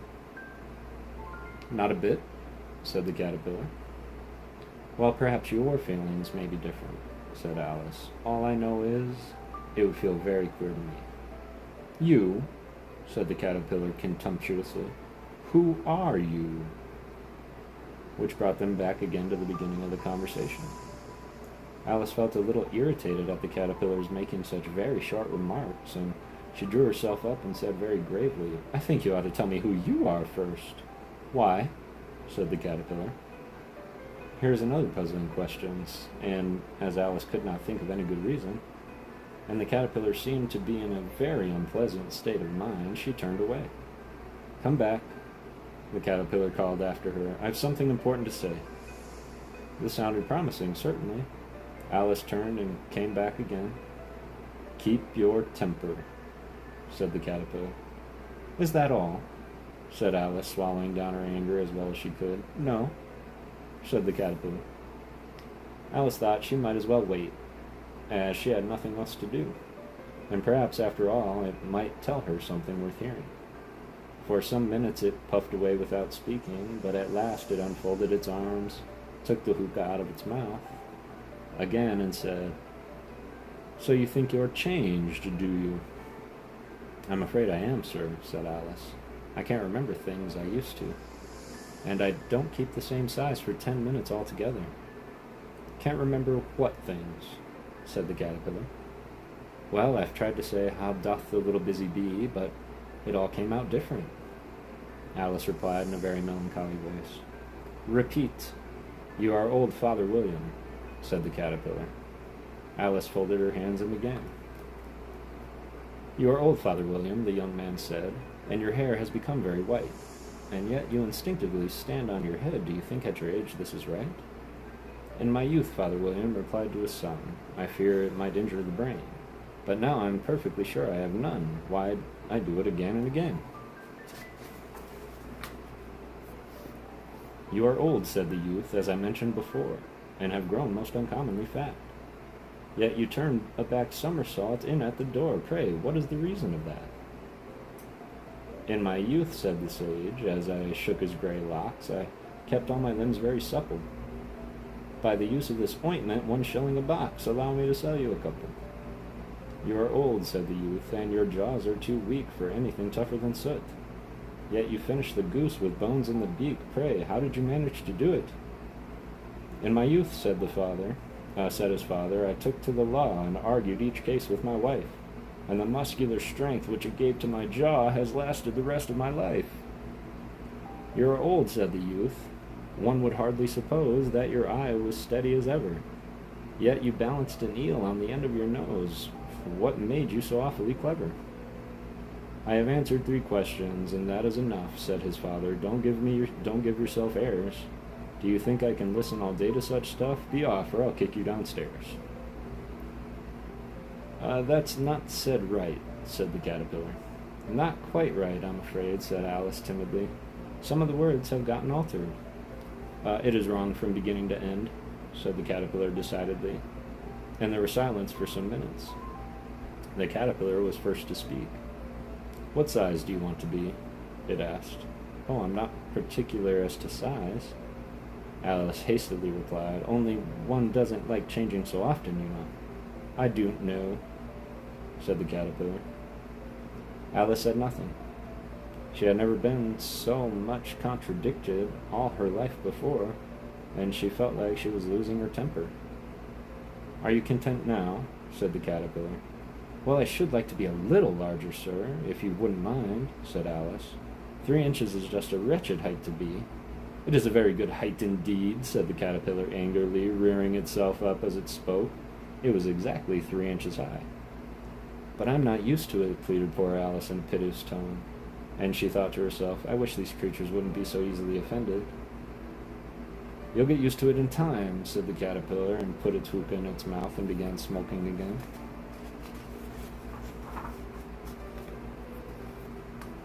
This time Alice waited patiently until it chose to speak again. In a minute or two, Caterpillar took the hookah out of its mouth and yawned once or twice and shook itself. Then it got down off the mushroom and crawled away into the grass, merely remarking as it went, "One side will make you grow taller, the other side will make you grow shorter." "One side of what? The other side of what?" thought Alice to herself. "Of the mushroom," said the caterpillar, just as if she had asked it out loud, and in another moment it was out of sight. Alice remained looking thoughtfully at the mushroom for a minute, trying to make out which of the 2 sides it was, and as it was perfectly round, she found that it was a very difficult question. However, at last she stretched her arms around as far as they would go and broke off a bit of the edge with each hand. And now, which is which? She said to herself, and nibbled a little out of the right hand a bit to try the effect. The next moment, she felt a violent blow underneath her chin. It had struck her foot, and she was a good deal frightened by this sudden change. But she felt there was no time to be lost, as she was shrinking rapidly, so she set to work once to eat some of the other bit. Her chin was pressed so closely to her foot that there was hardly room to open her mouth. But she did it at last, and managed to swallow a morsel of the left-handed bit. "Come, my hand's free at last," said Alice in a tone of delight, which changed to alarm in another moment when she found that her shoulders were nowhere to be found. All she could see when she looked down was an immense length of neck, which seemed to rise like a stalk out of the sea of green leaves that lay far below her. "What can all that green stuff be?" said Alice, "and where have my shoulders got to? And oh, my poor hands, how is it? I can't see you." She was moving them about as she spoke, but no result seemed to follow, except a little shaking among the distant green leaves. As there seemed to be no chance of getting her hands up to her head, she tried to get her head down to them, and was delighted to find that her neck would bend about easily in any direction. Like a serpent. She had just succeeded in curving it down into a graceful zigzag and was going to dive in among the leaves when she found to be nothing but the tops of trees under her, which she had been wondering, when a sharp hiss made her draw back in a hurry. A large pigeon had flown into her face and was beating her violently with her wings. "Serpent!" cried the pigeon. "I'm not a serpent," said Alice indignantly. "Leave me alone." "Serpent, I say again," repeated the pigeon, but in a more subdued tone, and added with a kind of sob, "I've tried every way, but nothing seems to suit them." "I haven't the least idea of what you're talking about," said Alice. "I've tried the roots of trees, I've tried banks, I've tried hedges," the pigeon went on, without attending to her. "But those serpents, there's no pleasing them." Alice was more and more puzzled, but she thought there was no use in saying anything more till the pigeon had finished. "As if it wasn't trouble enough hatching the eggs," said the pigeon. "But I must be on the lookout for serpents, night and day? Why, I haven't had a wink of sleep in 3 weeks." "I'm very sorry you've been annoyed," said Alice, who was beginning to see its meaning. And just as I'd taken the highest tree in the wood," continued the pigeon, raising its voice into a shriek, "and just as I was thinking I should be free from them at last, they must needs come wriggling down from the sky. Ah, serpent!" "But I'm not a serpent, I tell you," said Alice. I'm a... "Well, what are you?" said the pigeon. "I can see you're trying to invent something." I'm a little girl," said Alice, rather doubtfully, as she remembered the number of changes she had gone through that day. "A likely story indeed," said the pigeon, in a tone of the deepest contempt. "I've seen a good many little girls in my time, but never one with such a neck as that. No, you're a serpent. And there's no use denying it. I suppose you'll be telling me next that you've never tasted an egg." "I have tasted eggs, certainly," said Alice, who was a very truthful child. "But little girls eat eggs quite as much as serpents do, you know." "I don't believe it," said the pigeon. "But if they do, why then, they're a kind of serpent. That's all I can say." This was such a new idea to Alice that she was quite silent for a minute or two, which gave the pigeon an opportunity of adding, "You're looking for eggs. I know that well enough. And what does it matter to me whether you're a little girl or a serpent?" "It matters a good deal to me," said Alice hastily. "But I'm not looking for eggs, as it happens, and if I was, I shouldn't want yours. I don't like them raw." "Well, be off then," said the pigeon in a sulky tone. As it settled down again into its nest, Alice crouched down among the trees, as well as she could, for her neck kept getting entangled among the branches, and every now and then she had to stop and untwist it. After a while she remembered that she still had the pieces of mushroom in her hands, and she set to work very carefully nibbling the first one, and then the other, growing sometimes taller, sometimes shorter, until she succeeded in bringing herself down to her usual height. As was so long since she had been anything near the right size, that it felt quite strange at first, but she got used to it with a few minutes, and began talking to herself as usual. Come there, half my plan is done now. How puzzling all these changes are. I'm never sure what's going to be, from one minute to another. However, I've got back to my right size. The next thing is to get into that beautiful garden. How is that to be done, I wonder? As she said this, she came suddenly upon an open place with a little house in it about 4 feet high. Whoever lives there, thought Alice, it'll never do to come upon them this size. Why, I should frighten them out of their wits. So she began nibbling at the right hand a bit again, and did not venture to go near the house till she had brought herself down to 9 inches high. 9-inch high Alice. That's the end of chapter 5. The caterpillar. These sorts of streams are much needed. Excellent. I'm so glad. Jessica Parker, hello. Doing well. I hope you're doing well. Music is relaxing. That's what I was going for. It goes well with this. Excellent. Good try, but thanks for the reminder. It's really good to see you guys. That's the one I'm putting on tonight. Aww. I appreciate that, boo. And that's exactly it. If y'all want to come in every Monday, we're going to be doing this every single Monday. I did want to take a consensus in the chat. I see 8 of us in here, so I'll just give it a second while I take a breath and get the eyes back. And if you want me to continue, I'd be willing to do one more chapter tonight, just to make it an even 6. But it's going to go into the pig and the pepper, which is another story or instance that happens that one's not familiar with outside of the book. So it's a very, very cute story. They kind of did something like it in the remake movie, but yeah, it's a really good story. Only if you hydrate. I can hydrate. Definitely want to hear more, says Growing. Okay. I promise I will hydrate. I have been drinking water and tea, so I just downed a bunch of water when I got my coffee too. JB is excellent. Appreciate you, fam.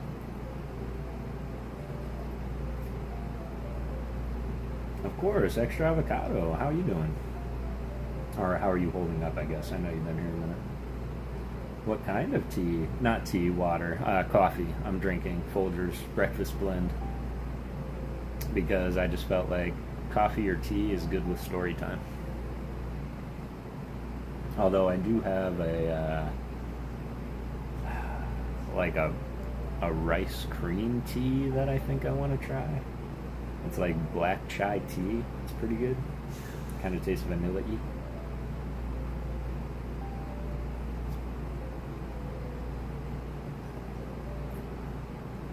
So chill, says Ryan. And this is really making my night. I appreciate you guys being here. And just to make sure that I follow all stipulations, y'all, give me 2 seconds. I'm going to go and get some water real quick. And just down a little bit. Just so I can stay hydrated. But first, before we go, we are quickly coming up to this part in the book. This is my favorite picture ever of the Mad Hatter's Tea Party. And little Alice at the table. It's not next, but it's coming.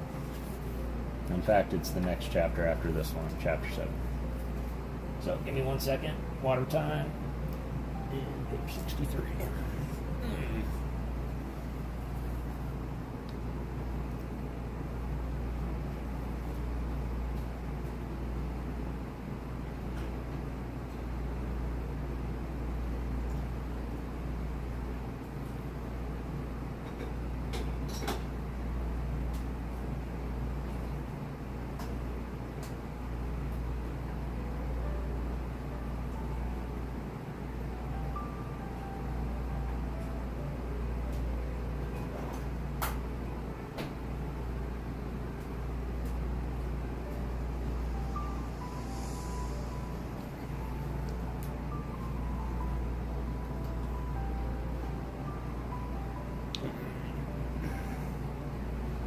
Really appreciate you guys being here. Wouldn't miss it. I've been here the whole time. I know you have, fam. I know you have. And I really appreciate you and your support. Oh, you fluffernuts. Go way down. Don't touch these cords. Take off. Go back to the place. A little too hard. Although I did just see the Queen of Hearts. We know she's coming.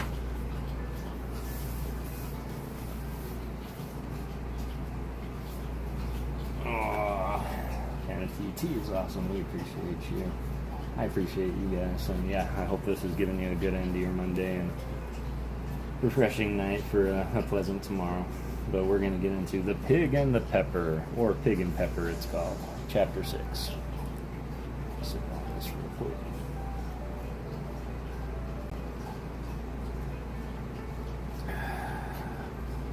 Alright.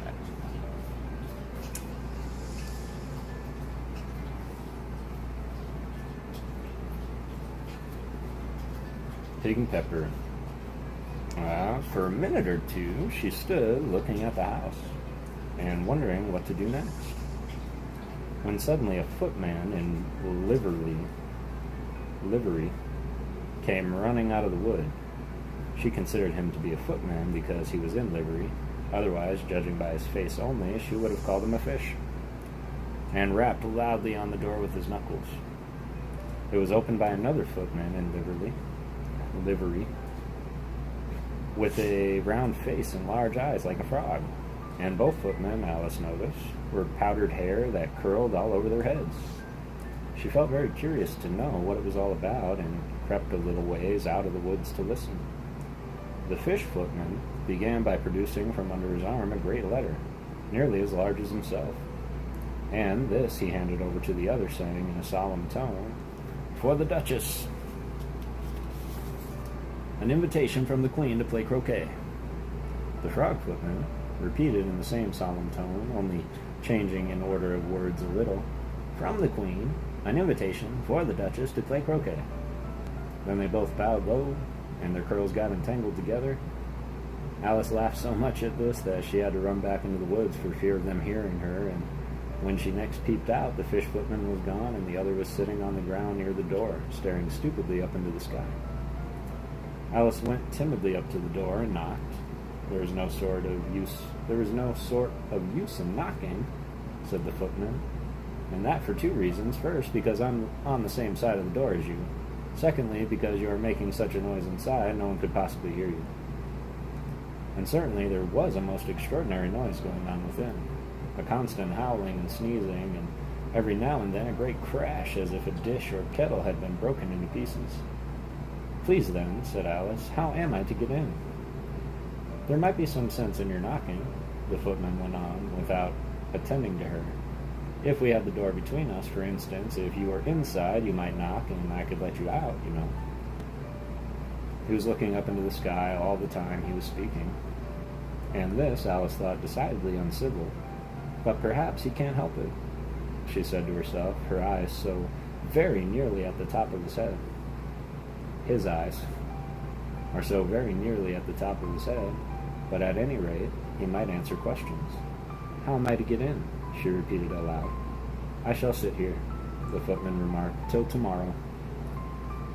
At this moment, the door of the house opened, and a large plate came skimming out, straight at the footman's head. It just grazed his nose and broke into pieces against one of the trees behind him. "Or next day, maybe," the footman continued in the same tone, exactly as if nothing had happened. "How am I to get in?" asked Alice again in a louder tone. "Are you to get in at all?" said the footman.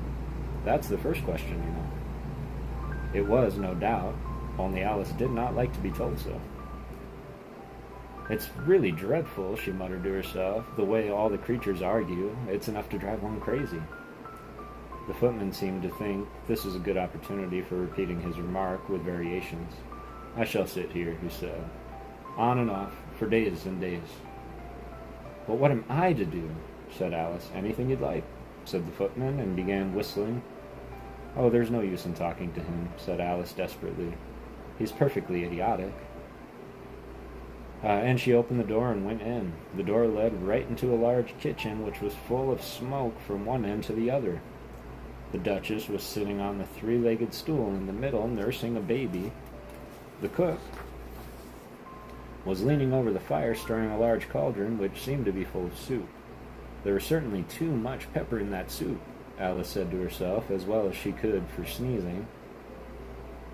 There was certainly too much of it in the air. Even the Duchess sneezed occasionally, and as for the baby, it was sneezing and howling alternately without a moment's pause. The only two creatures in the kitchen that did not sneeze were the cook and the large cat, which was laying on the hearth and grinning from ear to ear. "Please, would you tell me," said Alice, a little timidly, for she was not quite sure whether it was good manners for her to speak first, "why your cat grins like that?" "It's a Cheshire cat," said the Duchess. "And that's why, pig." She said the last word with such sudden violence that Alice quite jumped. But she saw in another moment that it was addressed to the baby and not to her, so she took courage and went on again. "I didn't know that Cheshire cats always grinned. In fact, I didn't know that cats could grin." "They all can," said the Duchess, "and most of them do." "I don't know of any that do," Alice said very politely, feeling quite pleased to have gotten into the conversation. "You don't know much," said the Duchess, "and that's a fact." Alice did not at all like the tone of this remark, and thought it would be well to introduce some other subject of conversation. While she was trying to fix on one, the cook took the cauldron of soup off the fire and at once set to work throwing everything within her reach at the Duchess and the baby. The fire irons came first, then followed a shower of saucepans, plates, and dishes. The Duchess took no notice of them, even when they hit her, and the baby was howling so much already that it was quite impossible to say whether the blows hurt it or not. "Oh, please mind what you're doing," cried Alice, jumping up and down in an agony of terror. "Oh, there goes his precious nose!" And an unusually large saucepan flew close by it and very nearly carried it off. "If everybody minded their own business," the Duchess said in a hoarse growl, "the world would go round a deal faster than it does." "Which would not be an advantage," said Alice, who felt very glad to get an opportunity of showing off a little of her knowledge. "Just think of what work it would be to make one day and night. You see, the Earth takes 24 hours to turn round on its axis." "Talking of axes," said the Duchess, "chop off their head." Alice glanced rather anxiously at the cook to see if she meant to take the hint, but the cook was bustily stirring the soup, and seemed to not be listening. So she went on again. 24 hours, I think. Or is it 12? "Oh, don't bother me," said the Duchess. "I never could abide figures." And with that she began nursing her child again, singing in sort of lullaby to it as she did so, and giving it a violent shake at the end of every line. "Speak roughly to your little boy and beat him when he sneezes. He only does it to annoy because he know it teases." In which the cook and the baby joined in, "Wow, wow, wow." While the Duchess sang the second verse of the song, she kept tossing the baby violently up and down, and the poor little thing howled so that Alice could hardly hear the words. "I speak severely to my boy and beat him when he sneezes, for he could thoroughly enjoy the pepper when he pleases." Chorus, "Whoa, whoa, whoa." "Here, you may nurse a bit if you like," the Duchess said to Alice, flinging the baby at her as she spoke. "I must go get ready to play croquet with the Queen." And she hurried out of the room. The cook threw a frying pan after her as she went, but it just missed her. Alice caught the baby with some difficulty, as it was a queer-shaped little creature, and held out its arms and legs in all directions, just like a starfish, thought Alice. The poor little thing was snorting like a steam engine when she caught it, and kept doubling itself and straightening itself out again, so altogether, for a minute or two, it was as much as she could do to hold it. As soon as she had made out the proper way of nursing it, which was to twist it up in a sort of knot, and then kept tight hold of its right ear and left foot, so as to prevent it from undoing itself, she carried it out into the open air. "If I don't take this child away with me," thought Alice, "they're sure to kill it in a day or two. Wouldn't it be murder to leave it behind?" She said the last words out loud, and the little thing grunted in reply. It had left off sneezing by the time. "Don't grunt," said Alice. "That's not at all a proper way of expressing yourself." The baby grunted again, and Alice looked very anxiously into its face to see what was the matter with it. There could be no doubt that it had a very turned-up nose, much more like a snout than a real nose. Also, its eyes were getting extremely small for a baby. Altogether, Alice did not like the look of the thing at all. But perhaps it was only sobbing, she thought, and looked into its eyes again to see if there were any tears. No, there were no tears. If you're going to turn into a pig, my dear, said Alice seriously, I'll have nothing more to do with you, mind now.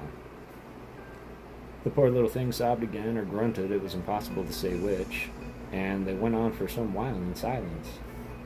Alice was just beginning to think of herself. Now what am I to do with this creature when I get home? When it grunted again so violently that she looked down into its face in some alarm. This time there could be no mistake about it at all. It was neither more or less than a pig, and she felt like it would be quite absurd for her to carry it any further. So she set the little creature down, and felt quite relieved to see it trot away quietly into the wood. If it had grown up, she said to herself, it would have made a dreadfully ugly child, but it makes a rather handsome pig, I think. And she began thinking over other children she knew, who might do very well as pigs, and was just saying to herself, if one only knew the right way to change them, when she was a little startled by seeing the Cheshire Cat sitting on a bough of tree a few yards off. The cat only grinned when it saw Alice. It looked good-natured, she thought. Still, it had very long claws and a great many teeth, so she felt that it ought to be treated with respect. Cheshire Puss, she began, rather timidly, as she did not at all know whether it would like the name. However, it only grinned a little wider. Come, it's pleased so far, thought Alice, and she went on. Would you tell me, please, which way I ought to go from here? That depends a good deal on where you want to get to, said the cat. I don't much care where, said Alice. Then it doesn't matter which way you go, said the cat. So long as I get somewhere, Alice added in explanation. Oh, you're sure to do that, said the cat, if you only walk long enough. Alice felt that this could not be denied, so she tried another question. What sort of people live about here? In that direction, the cat said, waving its right paw around, lives a hatter, and in that direction, waving the other paw, lives a March hare. Visit either you like, they're both mad. But I don't want to go among mad people, Alice remarked. Oh, you can't help that, said the cat. We're all mad here. I'm mad, you're mad. How do you know I'm mad? Said Alice. You must be, said the cat, or you wouldn't have come here. Alice didn't think that proved it at all. However, she went on. And how do you know that you're mad? To begin with, said the cat. A dog's not mad. You grant that? I suppose so, said Alice. Well then, the cat went on. You see, a dog growls when it's angry and wags its tail when it's pleased. Now, I growl when I'm pleased and wag my tail when I'm angry. Therefore, I'm mad. I call it purring, not growling, said Alice. Call it what you like, said the cat. Do you play croquet with the queen today? I should like it very much, said Alice, but I haven't been invited yet. You'll see me there, said the cat, and vanished. Alice was not much surprised at this. She was getting so well used to queer things happening. While she was still looking at the place where it had been, it suddenly appeared again. By the by, what became of the baby? Asked the cat. I had nearly forgotten to ask. It turned into a pig, Alice answered very quietly, just as if the cat had come back in a natural way. I thought it would, said the cat, and vanished again. Alice waited a little, half expecting to see it again, but glad it did not appear, and after a minute or two she walked on in the direction of which the March hare was said to live. I've seen hatters before, she said to herself. The March hare will be much more interesting, and perhaps, as this is May, who won't be raving mad? At least not so mad as it was in March. As she said this, she looked up, and there was the cat again, sitting on a branch of a tree. Did you say pig or fig? Said the cat. I said pig, replied Alice, and I wish you wouldn't keep appearing and vanishing so suddenly. You make one quite giddy. All right, said the cat, and this time it vanished quite slowly, beginning with the end of its tail and ending with its grin, which remained some time after the rest of it had gone. Well, I've often seen a cat without a grin, thought Alice, but a grin without a cat? That's the most curious thing I've saw in all my life. She had not gone much farther before she came in sight of a house of the March Hare. She thought it must be the right house because the chimneys were shaped like ears and the roof was thatched with fur. It was so large a house that she did not like to go nearer till she had nibbled some more of the left-handed bit of mushroom and raised herself to about 2 feet high. Even then she walked up towards it rather timidly, saying to herself, I suppose it should be raving mad after all. I almost wish I had gone to the Hatter's instead.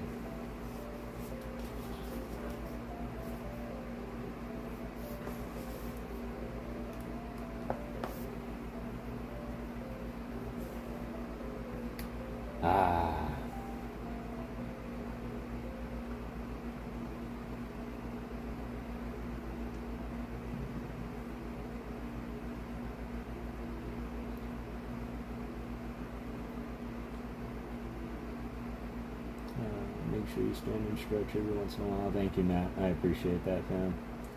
I've seen feels like literal visual story time, like when we're all sitting in a circle on the floor. I love that. Call Haley in for Study Buddy. Study Buddy makes me want to drink some warm milk. Y'all just lay back and close your eyes. Swear, I can see it all happening. I can visualize what's going on in stories. I love it a lot. I think I have aptasia, but I love stories. What is that? I guess I could Google it. Usually I have a hard time. It's when you can't see images in your mind. I don't know if it's something you can diagnose, but I don't really see anything. Oh yeah, that's a thing I remember about from class. Yeah, I never knew about that either.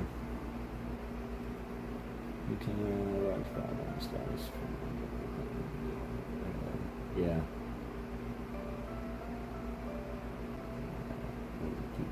Kitty came into the room. Oh, Kitty. My cat isn't meeting with me. Ignoring doesn't. That's funny. Ignoring me. Siamese are so cute. Coco Chanel, she's a Siamese. My dad used to have a Siamese cat. His name was Jasper. And I think it was my mom and dad's. Yeah, absolutely. Absolutely. I was going to say, let's keep going, but I think that getting into the tea party is a perfect way to start up next week, because it's my favorite thing to read, and I want to be at my 100% when I start it, so definitely want to make sure that we do that. So we're going to start up with chapter 7, y'all. This stream started with being chapters 1 and 2, and we just did chapters 1 through 6 of Alice in Wonderland, and yes, for those curious, we will do the next book too, through the Looking Glass, where we get to meet the Jabberwocky and Tweedledee and Tweedledum and all that good stuff. With Mondays being Mondays, great end of the day. Yeah, it was really fun. Completely agree. I agree as well. And what I am going to do is I'm going to work hard at going back and putting in those little timestamps in here. And maybe I'll go through, and if I can get enough space, I'll download the video and I'll cut it up so that, you know, the long form video will just be the book. But this was absolutely fun. I think a 2-hour mark is a perfect time for a story time stream. I really appreciate you guys so much. Got our real ones here, we really do. And I see a lot of familiar names, and to see so many just from hanging out talking about the art in Pokemon to, like, I literally did nothing but read a book, and there's 9 of you in here with me, and that's just says the world of what I'm doing. So I've made that decision. I'm going to keep doing this as long as y'all keep wanting to hear some stories. And please make some recommendations to me, whether it's right now in the live chat or you can comment after the fact if you're watching after the fact. Is there a story that you want to hear? Is there an old book? There's only one rule that really has to be, and that's part of the public forum. But if it's in public domain, we can read it. And I would love to read it to you. Nice to chill with everybody, absolutely. It was good to see everybody indeed, and I really hope that you all have a great rest of your night. Well done all around. Thanks, JB, man. That means a lot from before the stream to now. Like, your support means everything to me, brother. And just you being here, just thank you. We can recommend specific chapters of books. You could do that. You too, Kev. Good night, y'all. Yes, good night. I like Jane Austen. Maybe too typical, but just do. Jane Austen is really good. She might... I don't know how old she was. I'm going to have to take a look and see how old her work is. I don't know if it would be appropriate to raid, but I know we have a bunch of Pokemon people in here, so if there are Pokemon peeps out that we want to go raid, we can happily do that. Or I can let y'all just go and find your next live streams. We don't have to raid off the story time, so. But I really hope that you guys enjoy your night. You guys should be going to bed right after this, is what I say, so maybe we won't raid anybody. Go raid your pillows. Have a beautiful night. Have a pleasant tomorrow. And thank you for believing in ghosts. And I will see you all next time. Have a great night, y'all.